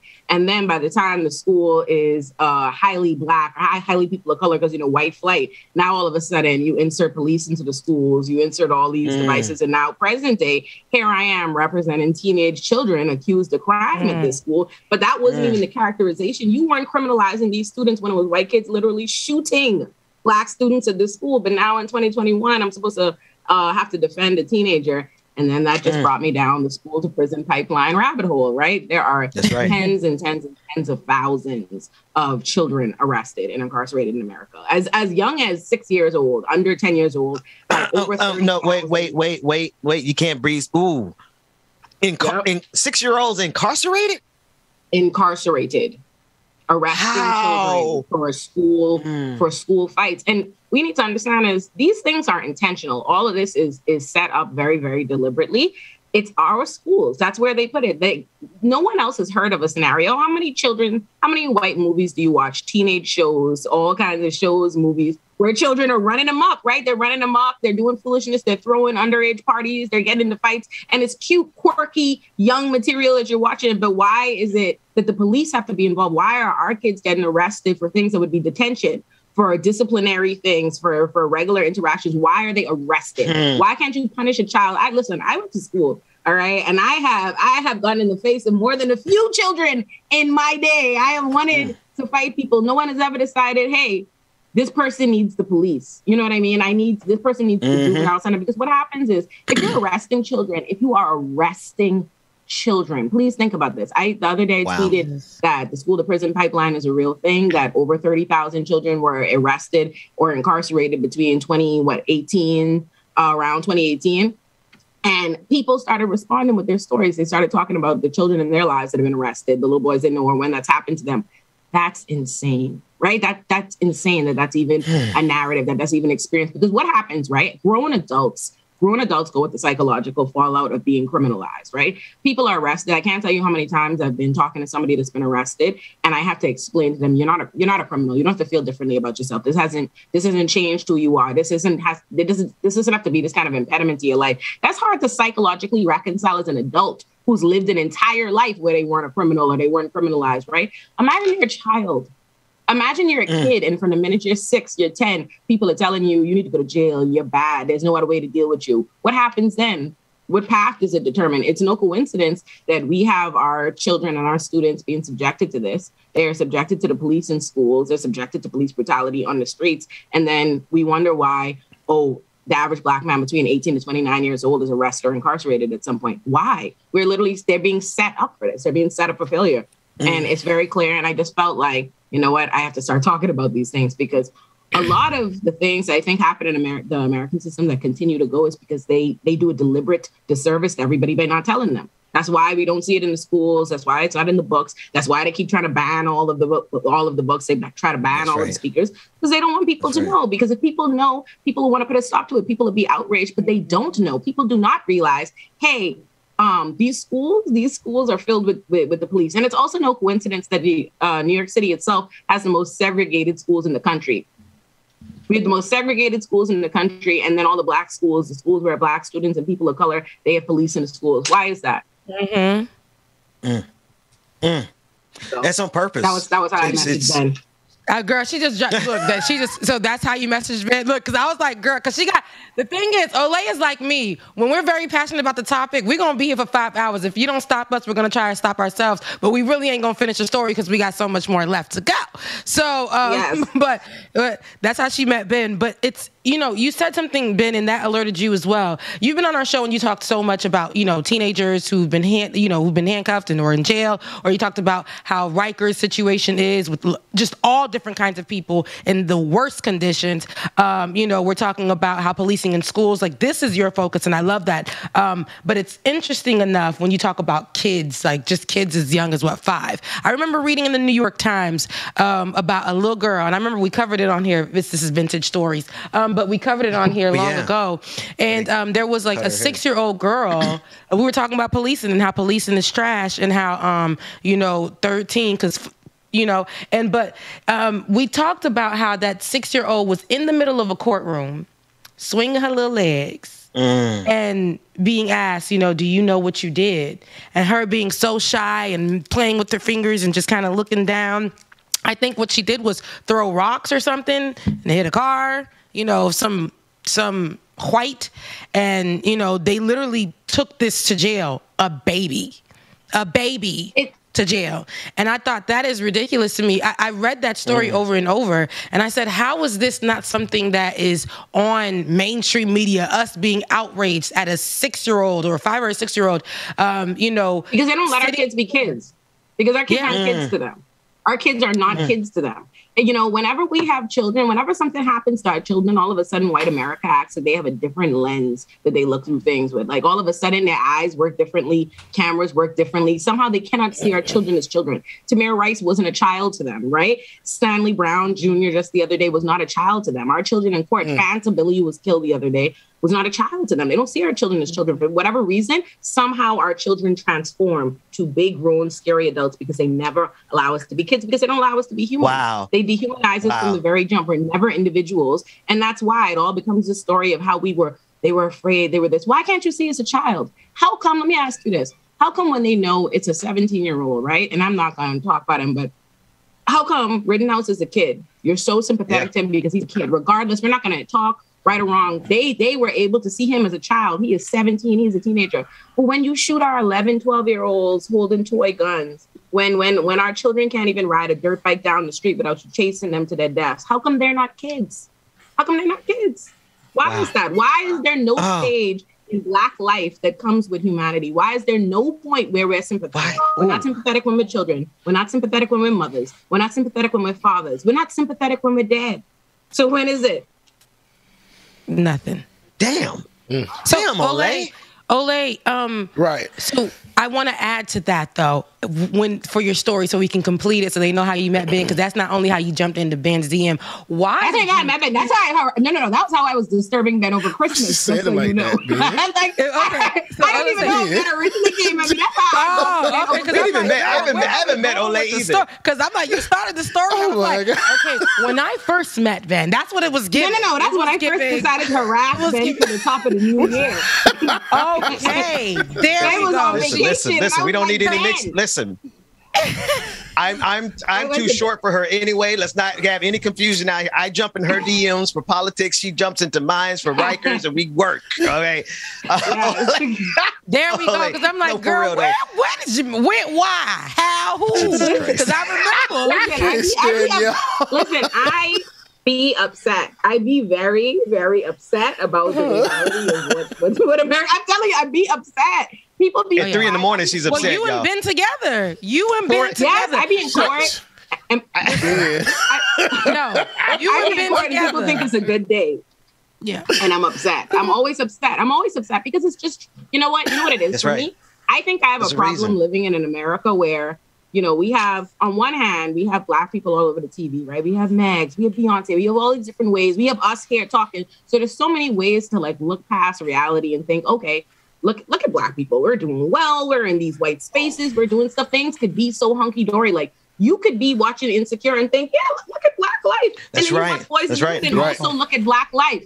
You know what I mean? Also look at Black life. That's a problem for me. The idea that 1 second a Black person could be in the middle of Insecure and the next second they're in Fruitville Station, that's an issue for me.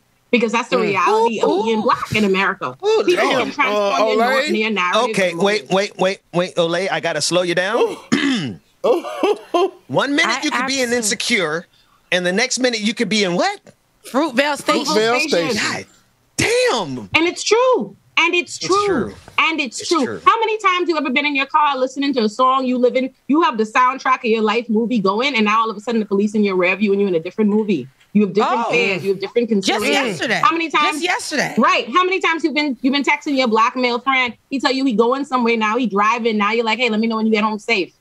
Now you're waiting on that text, right? Now you're nervous. That's right. Just last night. And that.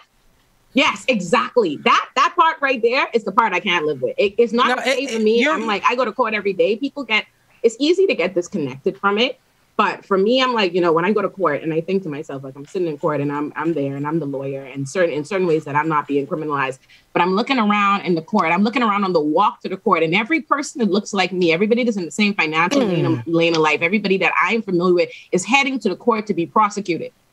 That's a problem for me. You know what I mean? The only Black people I see around are either the DA prosecuting people, the police arresting people, or the person in jail.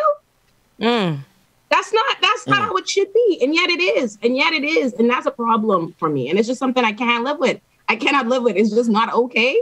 And people turn a blind eye.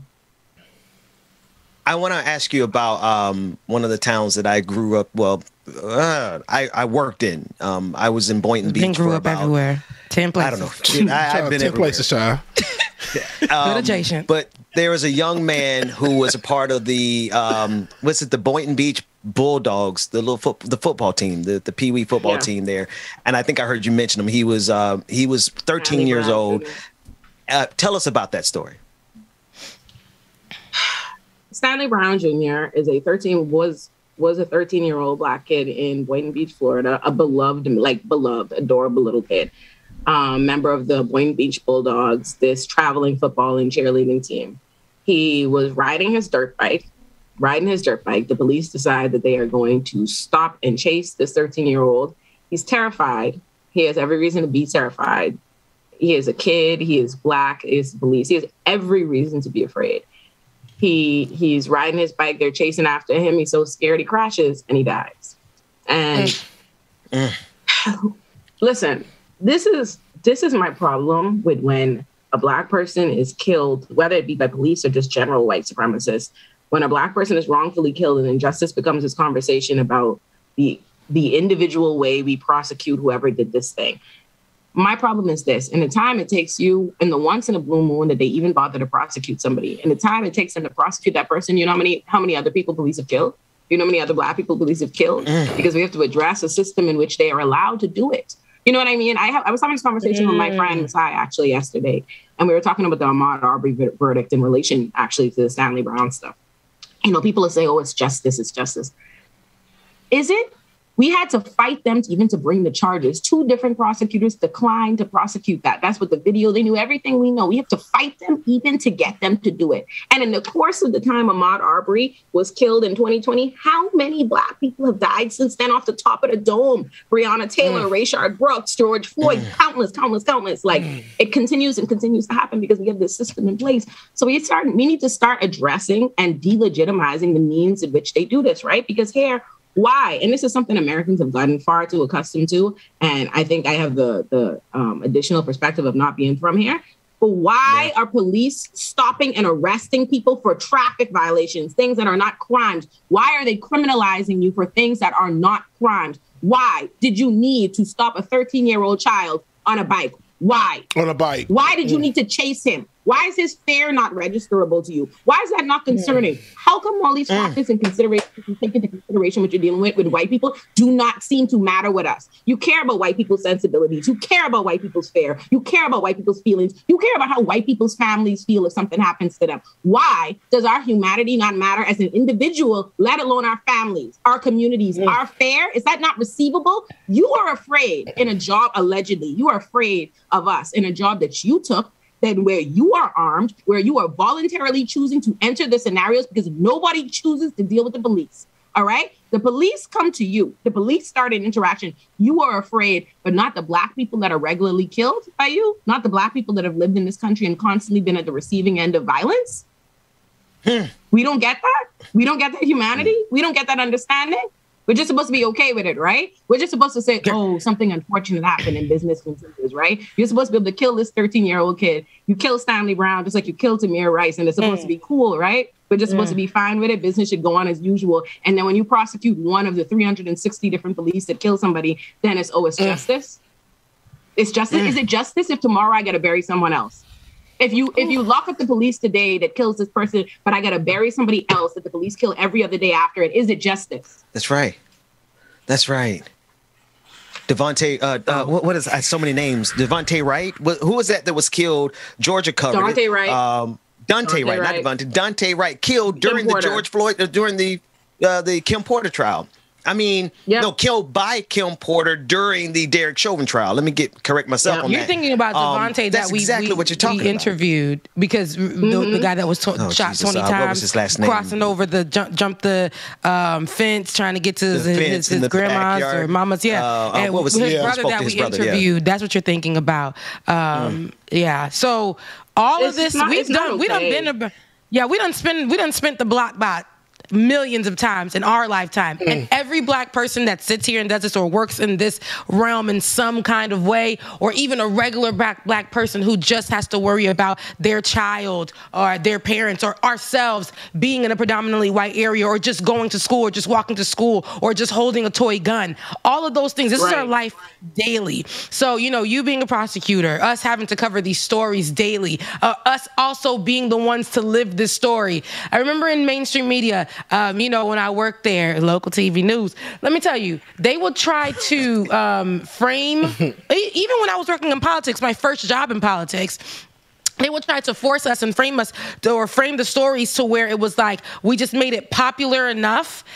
We just covered it from the popularity, that point of view. And then after that, move it to the side and continue to discuss Donald Trump. Meanwhile, the day before, Donald Trump had these people marching in his name, tearing down monuments, or because the monuments were torn down, marching in his name. But we can't really hone in on that and how racist it was in that time, because we needed to discuss how Donald Trump was not singing the what is that thing that they sing every time they put their Pledge of Allegiance very well. Oh, the Pledge of Allegiance. Okay. We needed to focus on that, but we couldn't focus on how them people were doing in Charlottesville. Remember, we couldn't talk about that.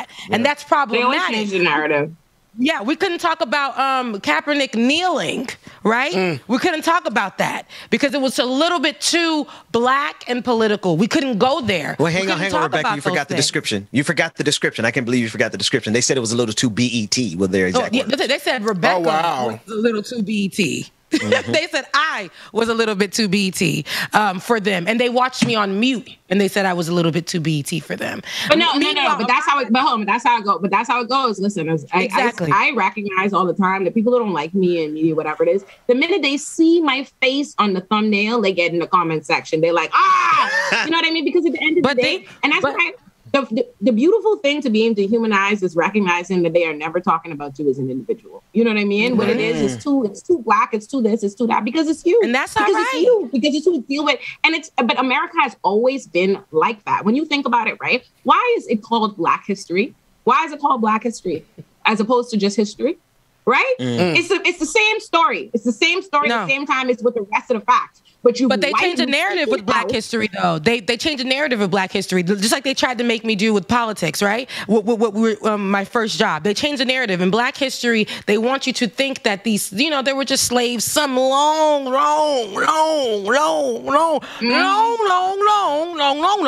time ago. They want you to think that's how long it was, right? Meanwhile, there's people who have family members who are living today who are sharecroppers, and their parents only knew slavery, right? And then, this is just right here up the street, Georgia. There's a place that was just desegregated about 35 years ago. Just 35 years ago. So there was a place that was just desegregated probably about 10 years ago.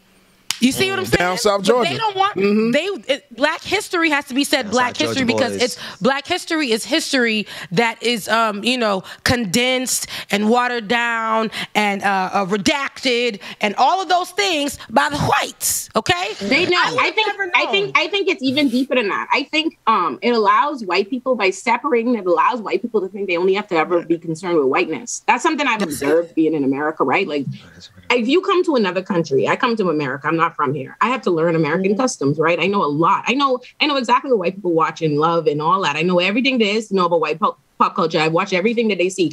But all my white friends don't know nothing about our stuff, right?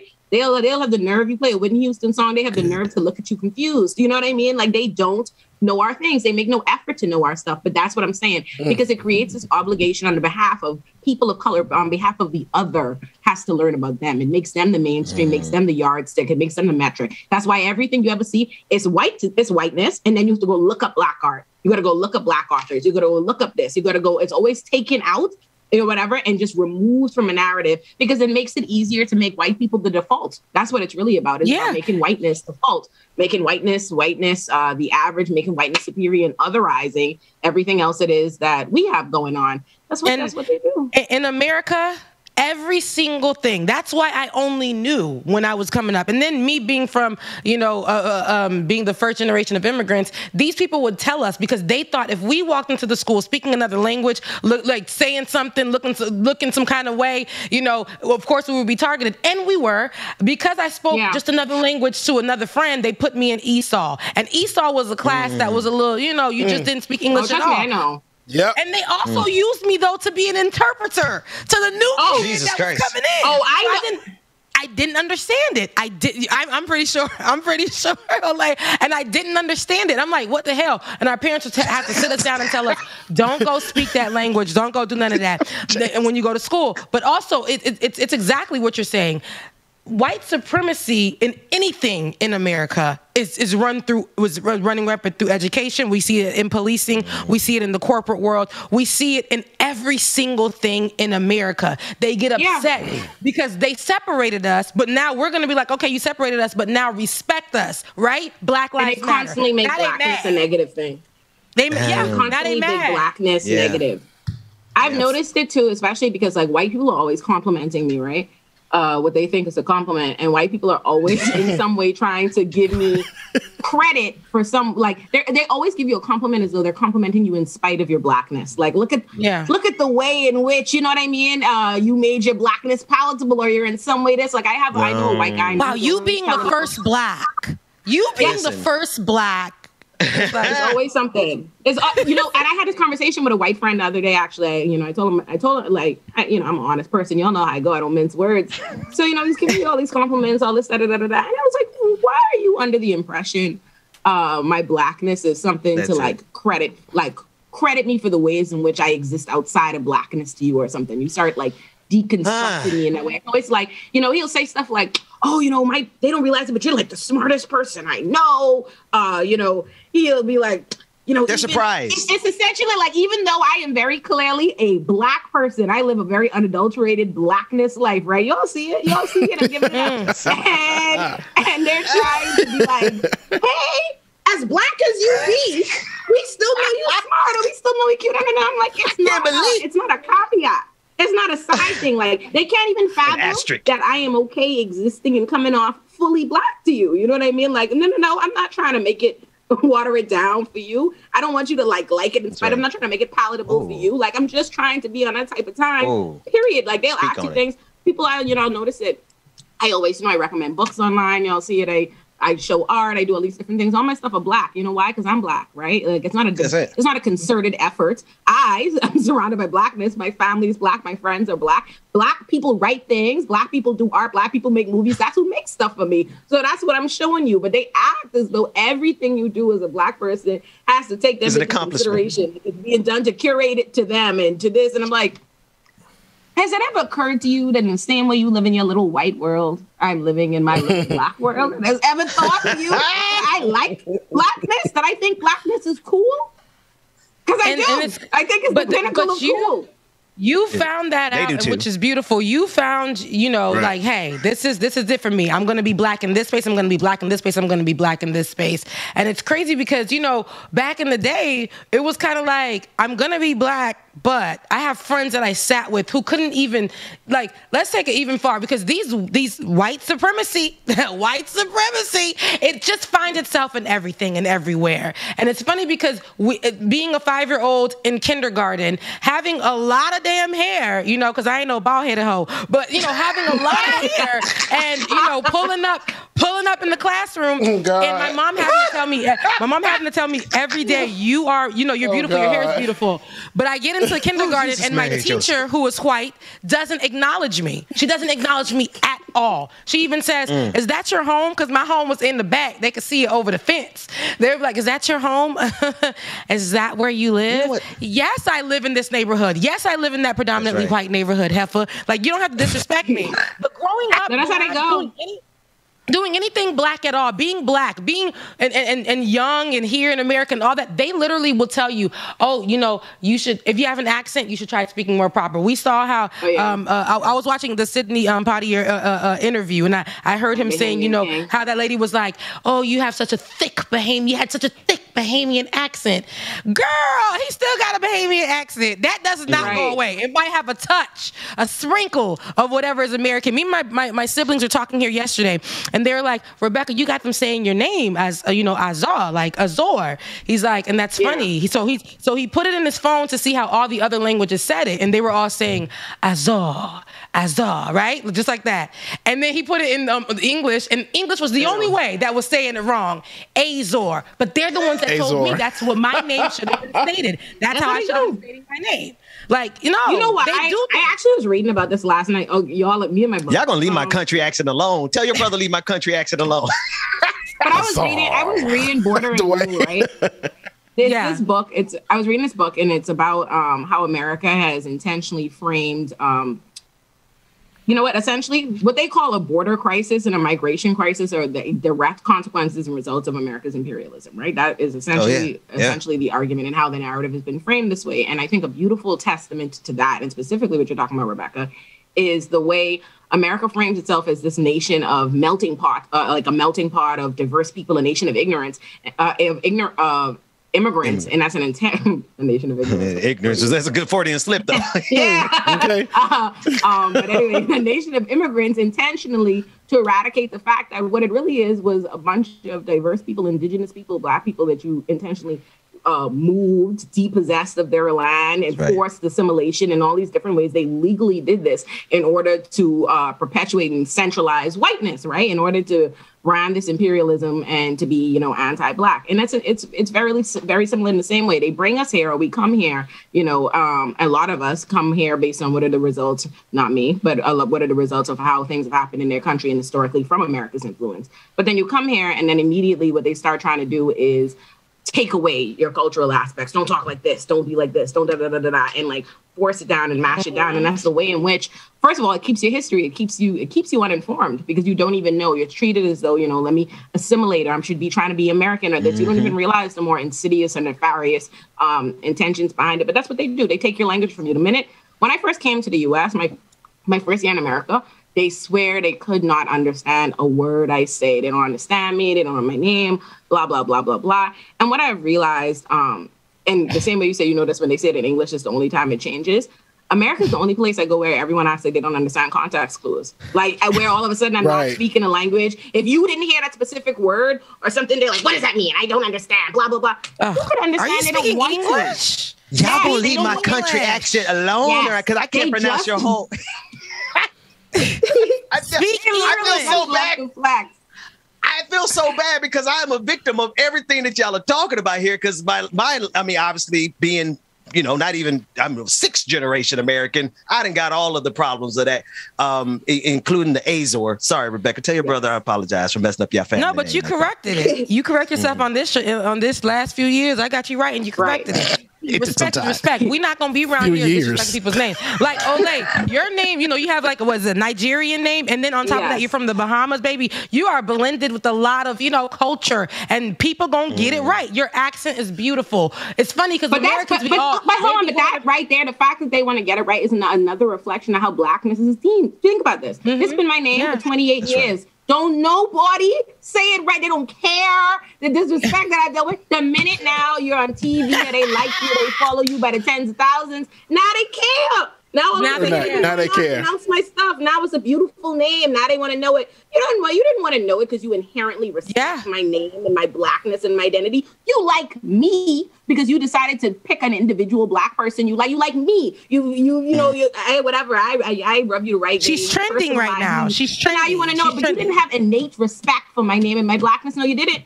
And I know it. Not y'all, but you know what I'm saying. The rest of them.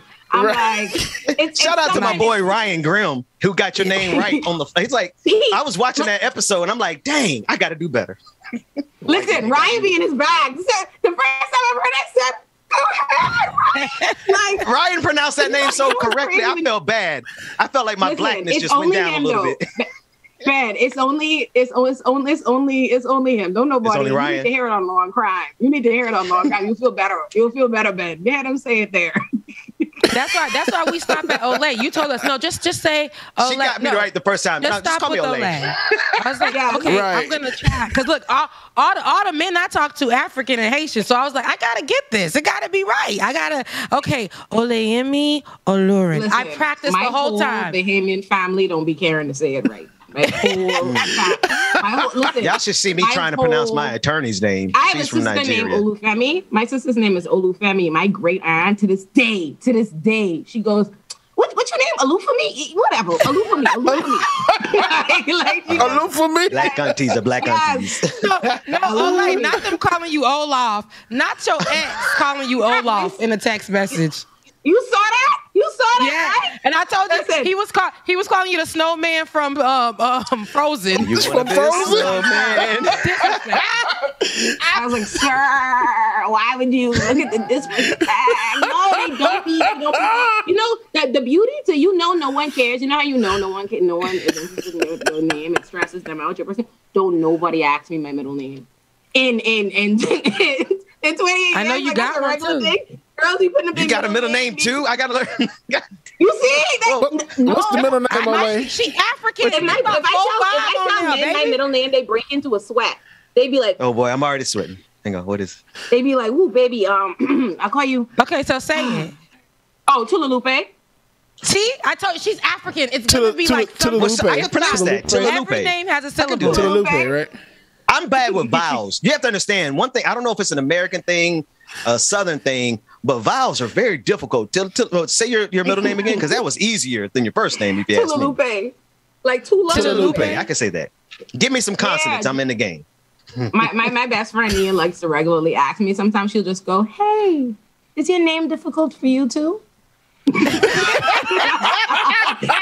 Y'all need a difficult names anonymous group, right? Like it's gonna be anonymous. I swear, but you need a support group. He'd be like, that's another beautiful thing of being black, because with Black Americans, we know what kind of names we're gonna get. Like for last names, Johnson, Williams, Dixon, and then Dixon. with Haitian, all the men are like Robinson, Dieterson, Edson, Iverson.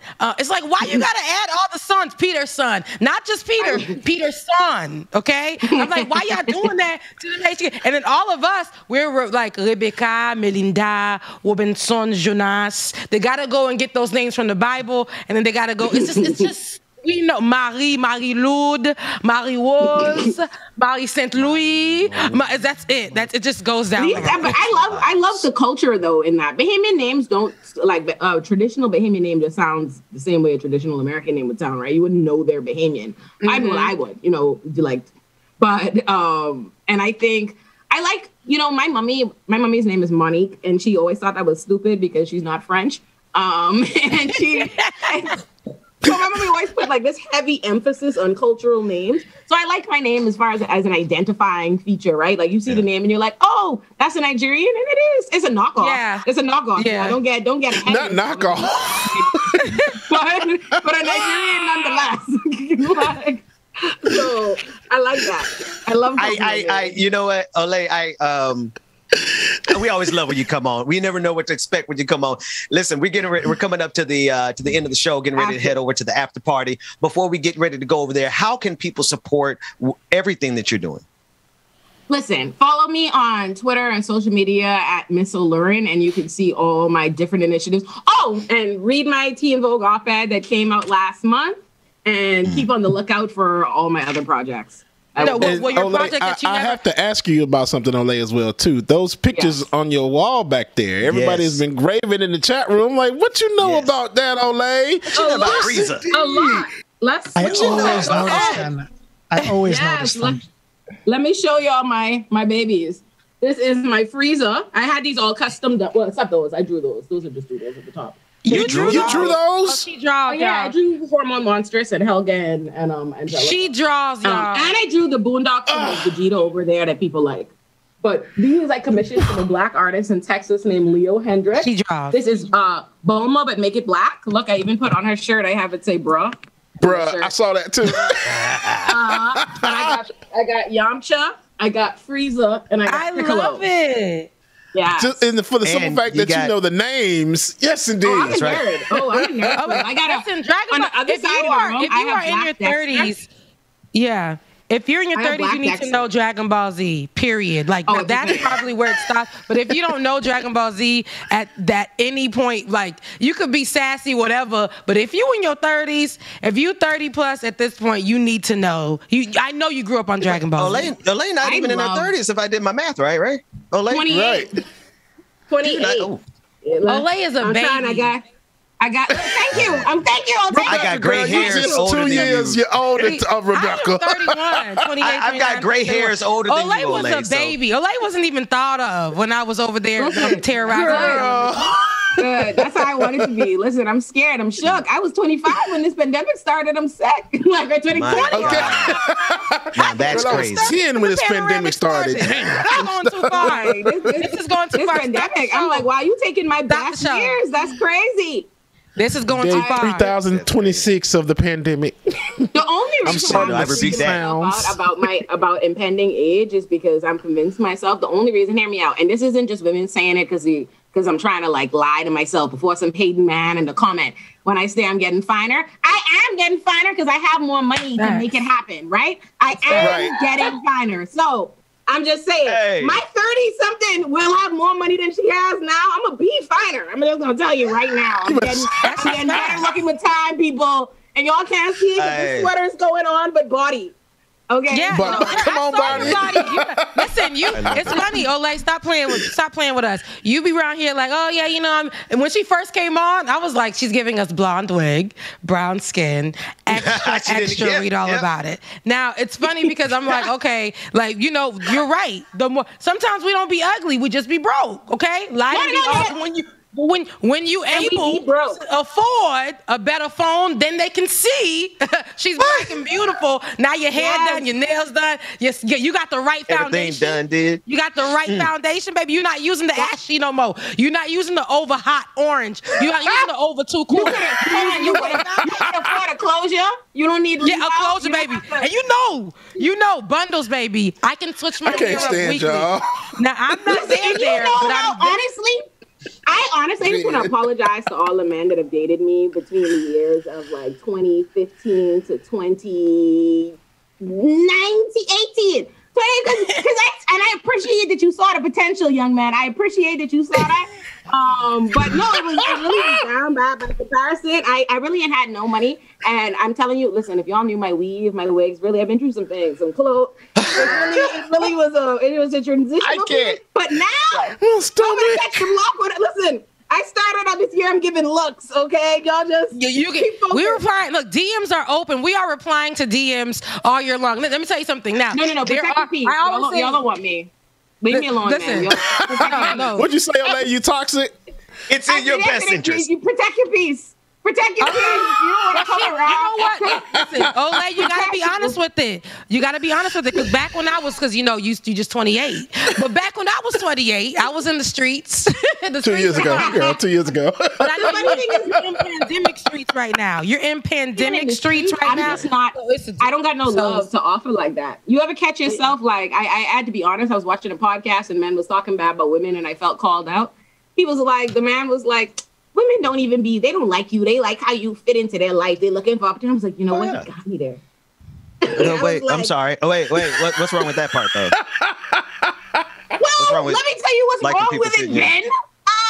Because I mean, I as a person who remembers information well, knows people, is really good at forming interpersonal relationships and caring about people. When I was last dating, which hasn't been for a minute, when I found myself like I have to make men, like I have to open up a notes application on my phone and start writing stuff about this man to remember, because there's no natural intrigue that keeps it retained. Oh, like, you know what I mean? I'm like, oh wow, so he wasn't interesting. He wasn't interested. I'm not interested in them. It was me not interested in none of them. He wasn't interested. None of them. And then you said best wishes to the people who I dated between 2015 and 18. At least they saw you. Olay, you a whole fool. She's a whole fool. But it's good. It's good. Keep both living of them together that way being right Jesus. Now. Keep living that way and give him the glory. Keep living that way right now because that's how the way you should be living. Let me tell you something. Ain't nothing wrong with it. Keep doing your thing. You're getting finer and nobody should be benefiting off of that in any way that's from the past, baby. We moving on and onward, okay? You fine. You fine. You're going to get finer with time. Okay, the encouragement I need, the affirmations. We're getting checks over here. So we're getting checks. I know mine might be paycheck to paycheck, but back then when I was a little rusty, and I wasn't living I was living dime to dime. I didn't care. I got $10 in my account, pay a bill or go to a party. Shout out to our food base. I wasn't. There was a struggle, but now. Give him the glory. Now they in my DMs. Now they asking me if they can be on the show. Just yesterday, it was like, see, they like me the whole time. In fairness to men, it's not them. They liked me the whole time. I just want them to want more. I want them to want better for themselves. You ever have a man like try to holler at you when you're not looking that cute, and you're like, wow, baby, you don't. This way you deserve. Like, wow. I'm like. Dang, like that's really me. I have a friend. My best friend said to me the other day. She was like, "Oh my God, bro!" I tried to spin the block, and I was like, "Sir, this man didn't like me in 2018." And my best friend was like, "No, were you in 2018? You are now." She was like, "Listen, I got a clip. Listen, since we still talking." Grow. Now listen, I got a clip from Fresh and Fit. If y'all talk about relationships, we gonna keep talking. God. We could. Yes. I was trying not to bring that in. I don't think we have now it. this is the thing. Drop that though. This is gonna be Fresh and Fit talking about women again, but this time, listen to this. This. But before we do, I want to check with Olay because we're past the 10 o'clock hour. We're getting ready to go. I'm here. I got time. I don't got court today. So let's take Olay with us to the Clearly. What you said, David? Let's take Olay to the after party. She's like, what did this guy say? Yes, I'm going to go to the after party. All right, let's go to the after party. That'll give us time to get that clip, Rebecca. And David and Dwayne, I'll send it over to you in Slack. DJ exclusive. Take us to the after party. We're going to have some more fun right after this.